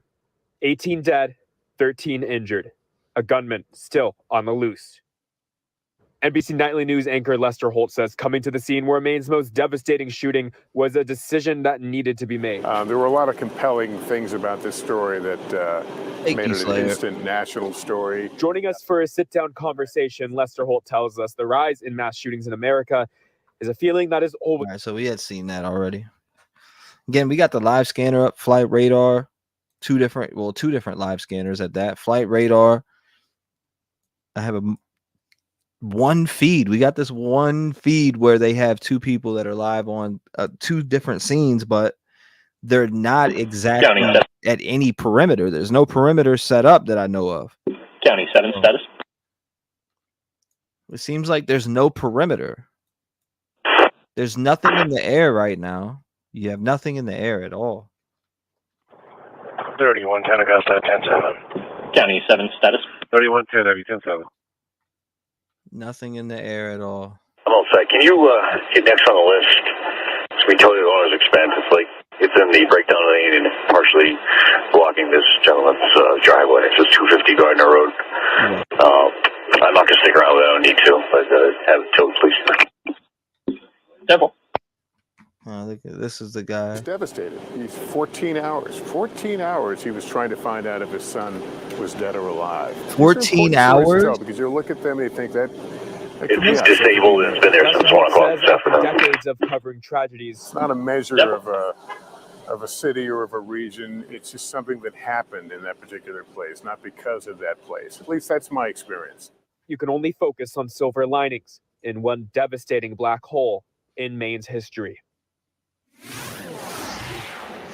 And oftentimes, since we've been reporting this for the better part of at least 30 or more hours now at this point, Lee and Zach, something that we've been telling ourselves in the newsroom, at least I've been trying to preach this a little bit, is that at the root of our job here in journalism at such horrible and tragic times in our community like this, we have to remember that our job is public service.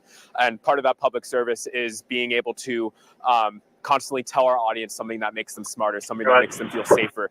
You watching at home should feel safer watching us, knowing that we're bringing you that information. Part of the reason why we've been going on air so much is because we do have a gunman still on the loose, that suspected gunman that police are looking for. Exactly. Robert Card, still at large, still trying to track him down, and that's why we've been going through with these updates constantly as we stand here. I don't think they have a clue. Yeah, Jack, Any it broke my heart when you spoke with that gentleman last night, and then to follow up today and hear how that story ended. I mean, that's as real as it gets, right? I mean, this is poor man is heartbroken. Yeah, and we continue to hear those stories over and over. 7, it'll be 8 that'll be coming to get it.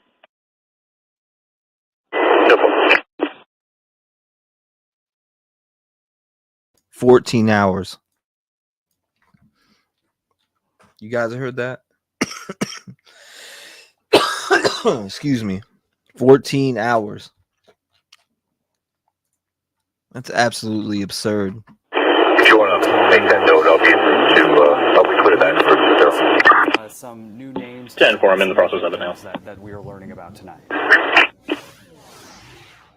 Yeah, we are able to confirm through one family member that 2 victims here at the bowling alley who died here last night were Bill Young, 43 years old, and his son, Aaron Young, who just turned 14 years old. Now this, we were able to confirm through Bill's brother, a Maryland man who flew in this morning to be with family. At first, they couldn't get a hold of the family whatsoever, and they were able to finally get that information confirmed when he tells me that state troopers went to their home and finally delivered that tragic news. He was telling me that his nephew Aaron was a member of that youth bowling league here. And eventually, gunshots, of course, erupted. And even though he doesn't know the full details of what happened inside that bowling alley, he is confident, knowing who his brother was, Bill, that he probably did everything he could to protect his son, who again just turned 14 years old. Again, we are confirming this information, and I know we have been careful throughout the evening. Someone from the command post is supposed to be calling you. When they do, you just figure out what number we need to use to pass information on to them. The widow of Bill, as well as Bill's father, aware that he did that interview with us, and he was able to share photos of Bill and Aaron. Hopefully, we can get that up to you guys fairly soon. But again, 2 more victims that we know of here at the bowling alley last night. We're currently the scene, as you can tell, is still blocked off. Police have been here throughout really more than 24 hours now. And if anything, though, it's really been a distressing scene for a lot of the residents here. Their number one question here is, when is the suspect going to get caught? They want to feel that relief, finally breathe a sigh of relief, whatever that looks like, because they know moving forward, their lives, the community, it's never going to be the same. They just want to feel safe being back at home. And the fact that it's been so quiet here made one neighbor I spoke to quite emotional. How would you describe what the neighborhood is like now? I've never seen this place this way. No. It's quiet. I knew people who were there, but they are safe now. And, the police try to support as much as they can. Hope everybody else is safe and we can find him. Safe. I think that's what people are wanting to feel tonight. Interestingly, the neighbors who live on the street next to us, they say they didn't hear any gunshots whatsoever. They did see people scrambling, running away from the scene. In fact, one other neighbor took us to his backyard. We were able to see a different angle of this bowling alley, and it was somewhat of a quiet scene too. Again, the investigation continues and likely all taking place inside that bowling alley. But again, tonight we were able to confirm 2 more names. Bill Young and his son Aaron Young, who just turned 14 years old, according to his family, among the victims who died here at the bowling alley. Guys, we'll send it back to you. All right, Matthew Torres from our sister station. Thank you so much, and Just we an appreciate account. you helping us out here. And Zach, as you And mentioned, subscribe. we That's have it. kind of reached But out yeah, to our no, not family pay. in You have the to pay Tegna to company to get some extra bodies on hand. This is obviously That would be consuming lame. our newsroom and our state, and we want to be able to provide this constant 24-hour, no commercial coverage for you guys, and we need more people to do that. And so we appreciate Matthew being here. You know, this is Zach. Quite literally, you know, the whole thing is a nightmare. But as soon as, you know, we heard that there was a youth bowling league there, been waiting to hear, you know, praying, please no kids. And so for Matthew to tell us that, you know, there's, I believe, our first child that we've learned about, Aaron Young, 14 years old, who went bowling with his dad, right? Bill Young, who's 43. Yeah, I mean, this is Aaron right here. report is I know available. this is a little bit haphazard, but we want to make sure we share his photo with you as quickly as possible. A 14-year-old who was at that bowling alley with his dad, a night after work for his dad of hanging out with the kids, just enjoying time together, and this horrific tragedy. So. Yeah, I mean, how many times do I take my own kids bowling, you know, on a random Wednesday just to spend some time together? And this is just, you know, that one hits. They all hit close to home. They're all awful. And yeah. And speaking of this impact on families, on kids, on parents that are continuing to watch this coverage unfold, a number of schools continue to announce that they are not having classes, of course, in the Lewiston, Auburn area. But we are also just getting word tonight from Portland Public Schools that they are working to continue to monitor the Lewiston events. I'm just reading this from Twitter right now. If police give all clear by Friday morning, we will reopen. But if needed, they are prepared to close school again on Friday. So they will update by 5 a.m. tomorrow morning. Yeah, and South Portland sent a similar message out earlier tonight. All those schools did not have school today, and then tomorrow we'll see what happens. Full disclosure, my kids aren't going to school tomorrow, whether they're school or not. So, you know, until Robert Card is found, they were saying they're uneasy. This is stuff they wanted to talk about it when we got home today. And, you know, but that's first kid we learned about right there. First kid we learned about. So sad. Man, so tomorrow's going to pick up. Tomorrow, ladies and gentlemen, it looks like we're going to be in for a ride. We did 6 hours, almost 7 hours today. Streaming on this. JLR is going to be boots on ground tomorrow, so we're going to have some coverage out that way. Man, hopefully, I don't know, hopefully they get this guy. And I appreciate everybody being here. If anything picks back up, I will be back live, but I'm going to get some rest so I can go live earlier. We can cover this all day. I'll probably be live all day. I want to be live until they capture this guy or find him. 75839.4. So I'm going to do myself a favor and get me a little bit of sleep. Wake up in the morning. Go live from the morning and go all day until. Well, hopefully I wake up and he's gone. Hopefully I wake up and they capture him. Copy. Here, moving in the woods.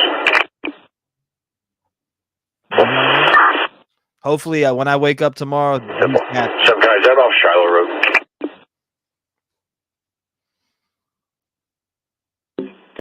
That's what I hope. I hope tomorrow they get. You know, I wake up and he's captured. We'll see. But I love you guys. I appreciate you all hanging out. And this is just a tragic situation. Hashtag Lewiston Strong in chat. I'm going to end it. You guys know how I usually end it. You know how we end it. Rev Gang Strong. Love and light. Put love and light out there. Stop being ignorant. I'm not saying anyone specifically. I'm just saying in general. Stop being ignorant. Love and light. Let love and light into your life and watch how much it changes for you. You're happy.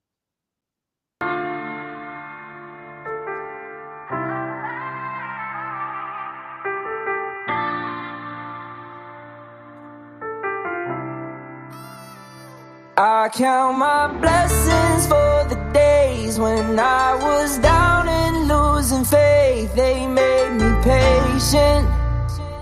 All I can say is thank you. I really wouldn't be the same if I ain't gone through all the pain. Look what it made me. All I can say is thank you. It wouldn't be the same with none of y'all by my side. You hold me down every day and it makes me strive. I wake up and look forward to doing these lives. A lot of y'all really came and opened up my eyes, and I hope I gave it back because it came with yours. No matter what they say, I know I opened up them doors. I brought a family together even though shit was rough. They tried to shut us down, but we really shut them up. No matter what, we stand together when shit gets tough. I wanna thank everyone for showing me love. The Rev Gang family is something I cherish and love, and I'll smack anyone for fucking with us. Blessings for the days when I was down and losing faith. They made me patient. All I can say is thank you. I really wouldn't be the same if I ain't gone through all the pain. Look what it made me. All I can say is thank you. No one making a voice to the voiceless. People get killed for other stupid choices. Standing up for the families that took a loss is something that we find important. Rap game strong, chest up. Little homie, keep your head up. You can be whatever you want. Get rid of the fake and it will lead up. All my life I strive for greatness. I manifested my time with patience. People try to copy us, but respect is earned. It's not an obligation. I love the fam and they love me back, and that's why I always have the backs. I give a voice to those people who were never given a chance by them slimy cats. When you come here, you ain't a number to me. I really take time to read what I see. Don't forget to lock your doors, cause there's danger all up in these streets. Y'all really put life into the air that I breathe. I really am thankful for all of my peeps. Your loyalty means a lot to me, so this is a special thank you from me. Blessings for the days when I was down and losing faith. They made me patient. All I can say is thank you. I really wouldn't be the same if I ain't gone through all the pain. Look what it made me. All I can say is thank you. Thank you. Thank you. Thank you.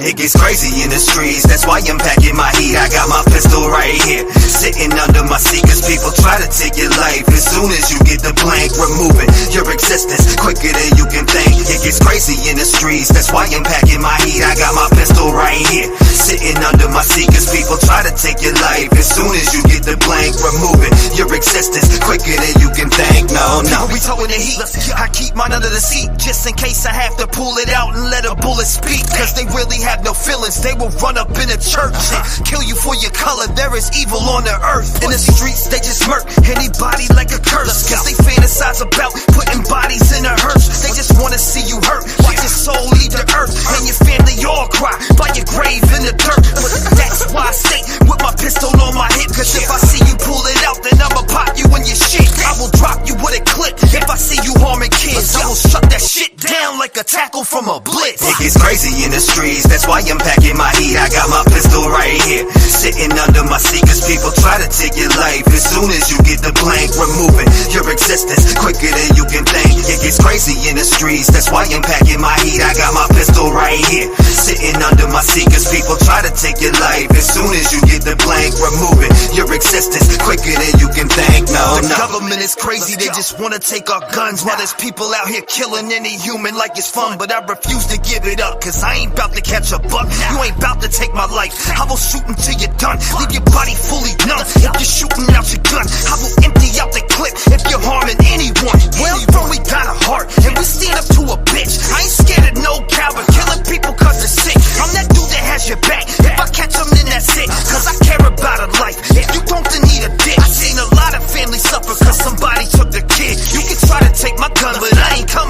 shit. It gets crazy in the streets, that's why I'm packing my heat. I got my pistol right here, sitting under my seat, cause people try to take your life. As soon as you get the blank, removing your existence quicker than you can think. It gets crazy in the streets, that's why I'm packing my heat. I got my pistol right here, sitting under my seat, cause people try to take your life. As soon as you get the blank, removing your existence quicker than you can think. No, no.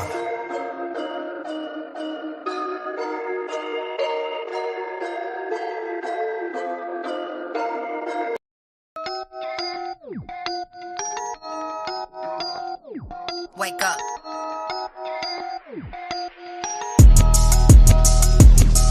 Yo, if I want it, I'ma get it. Nothing stopping me from ballin'. Hit the block and I'ma spin it. Hit the gas and I be on it. They gon' label me regardless. They gon' label me a target. Been that bitch from round the way, so they gon' fuck with me regardless. If I want it, I'ma get it. Nothing stopping me from ballin'. Hit the block and I'ma spin it. Hit the gas and I be on it. They gon' label me regardless. They gon' label me a target. Been that bitch from round the way, so they gon' fuck with me. Yeah, they gon' fuck with me. I'm posted in the cut, you see. I got some bitches with me, they riding regardless of the scene. I've been around the block more than once, a couple of times. I mean, but homie, I ain't snitching. You want it, go spin the block and see. I've been about my money. These bitches can't even touch the green. I got a new track for these hoes. I'm calling it fuck with me. These hoes broke, sitting at home, don't know if they making means. I'm clocking in and cashing out. I'm watching them numbers flow and go. If I hop out on them, I'ma let them know. I get that money, hit the road, I gotta go. I keep it hot, I make it rain, I make it snow. Ain't no relation to the bitch you used to know. Let's get it go. If I pull up on them, I'ma let them know. I get that money, hit the road, I gotta go. I keep it hot, I make it rain, I make it snow. Ain't no relation to these hoes, cause what's a gangster to a. If I want it, I'ma get it. Nothing stopping me from ballin'. Hit the block and I'ma spin it. Hit the gas and I be on it. They gon' label me regardless. They gon' label me a target. Been that bitch from round the way, so they gon' fuck with me regardless. If I want it, I'ma get it. Nothing stopping me from ballin'. Hit the block and I'ma spin it. Hit the gas and I be on it. They gon' label me regardless. They gon' label me a target. Been that bitch from round the way, so they gon' fuck with me. Push the gas and I be on it, I ain't pushing on no brakes. You a rattlesnake, step into an earthquake. All these rappers in the game, there's some cornflakes. Music on the radio sounding like a running sink. Hold my YouTube, homie, starting to turn fake. Get a taste of fame and all of a sudden wanna hit the bank. Every song I heard from you belongs in a septic tank. Now I'm launching missiles at your camp like a Russian tank. You voted for body, then now we playing puppet. Playing about the brain of a deep fried chicken nugget. Got cops letting these kids die, so I scream, you should've did something with me with that gun. I would've been dumped. 1 hour goes by and y'all did nothing. If a cop won't shoot, then taking guns means nothing. You wanna take the world's full of hate. All these leaders show corruption. Fucking new world order. I bet I go out bustin'.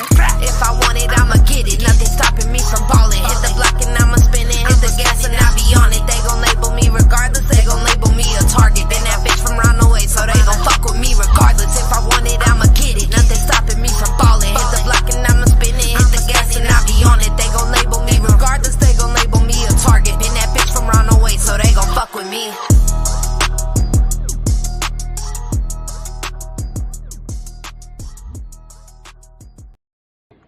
Maybe not. Maybe fuck yourself. Yeah, I got goals. And you know what?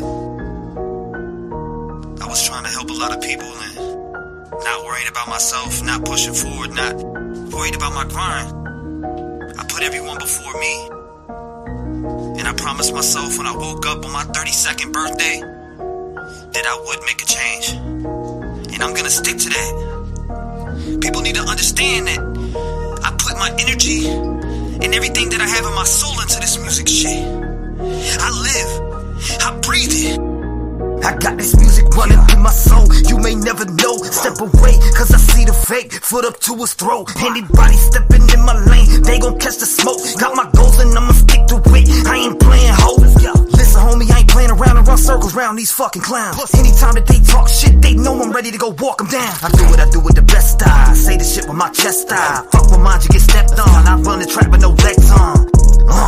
Pump the gas up like an Exxon. Pump the brakes before your ass gets flexed on. The mic is my weapon, these words are my bullets. And you be foolish to try to test me, I cock it and pull it. They be hating, let's face it, they try to turn me to Satan. I got a cross on my chest, God's got my back with the fakeness. I spit my shit with conviction, you rap that shit you ain't living. You signed a deal with the devil, I'd rather rather go to a prison. I'll break them down in a sentence. With this pen I was given, have it quick in the mission. My hands are certified like physicians. I'm not pausing for the wicked, I'm above and I'm winning. They just wanna see me fall, but I stay breaking down the fence.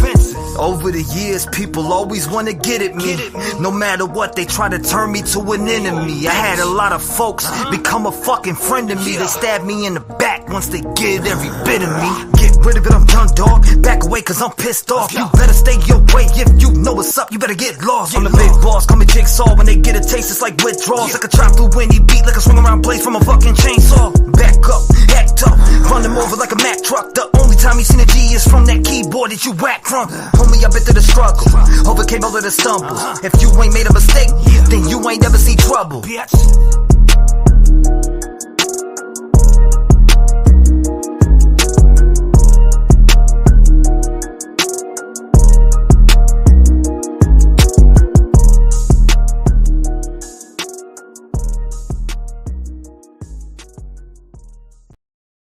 You gotta stop doing this.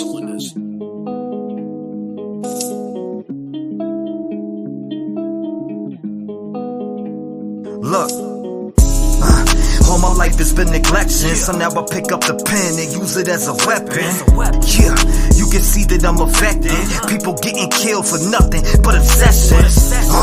You need to look at your reflection and decide who you are. Stop acting disconnected. Got mothers killing kids, people kill to live. Well, I be on the mic, speaking how I live. Every day I wake up, it's another person that's dead, and YouTube has to solve it cause the law is filling kids. I'm disgusted at the evil in the end, and if you connect the dots, you'll see the vision in your head. Why do people die as victim to the streets? They wonder why I'm up all night and can't sleep. I'll be the voice for everyone who can't speak. L.E. fell Kylie and now Sammy is free. AWP did a good deed, and y'all be talking all that shit while they just do it for free. 16 days for 35 minutes. Y'all tried to throw them off and just wanna play the victim. Reaching out to YouTube channels for clout. I wouldn't check it. TV if I went in your house. And SF investigate, stay sending out the hate. Why you mad at Doug and Nick for finding Kylie in a lake? Make it make sense. You're a fake bitch. You were there for money and now you're mad over fake shit. And that's something I can't relate with. Zero emotion from the mom on the statements. All I seen was the devil in her eyes. Tony died, you're a fake. I can see it through your lies. Got Sammy on your stream like the FBI. You've been grooming little kids. I can see your whole disguise. It get mail calling Ronnie up on the line. Why you lie to the people and say you gon' do it live? Santa May out here looking extra sus. Got an arrow on the ground pointing towards Kylie's truck. Then you wanna come and up church. I think your butt hurt. You tried to blame the man for your dog but couldn't find the dirt. I guess that's what they mean by the trucky way. If you step foot in the town you might die from foul play. And I don't know what to say, but I can feel it through my soul. She didn't drive in LA. So y'all can try to go convince somebody else, cause I'm not falling for that shit. The autopsy really smells. See, let me explain what I'm talking about, man. And you know what I'm talking about. No water in the lungs. Y'all test for the weirdest shit. I guess it is the trucky way. You gotta stop doing this. I mean, I really guess it's the trucky way, man.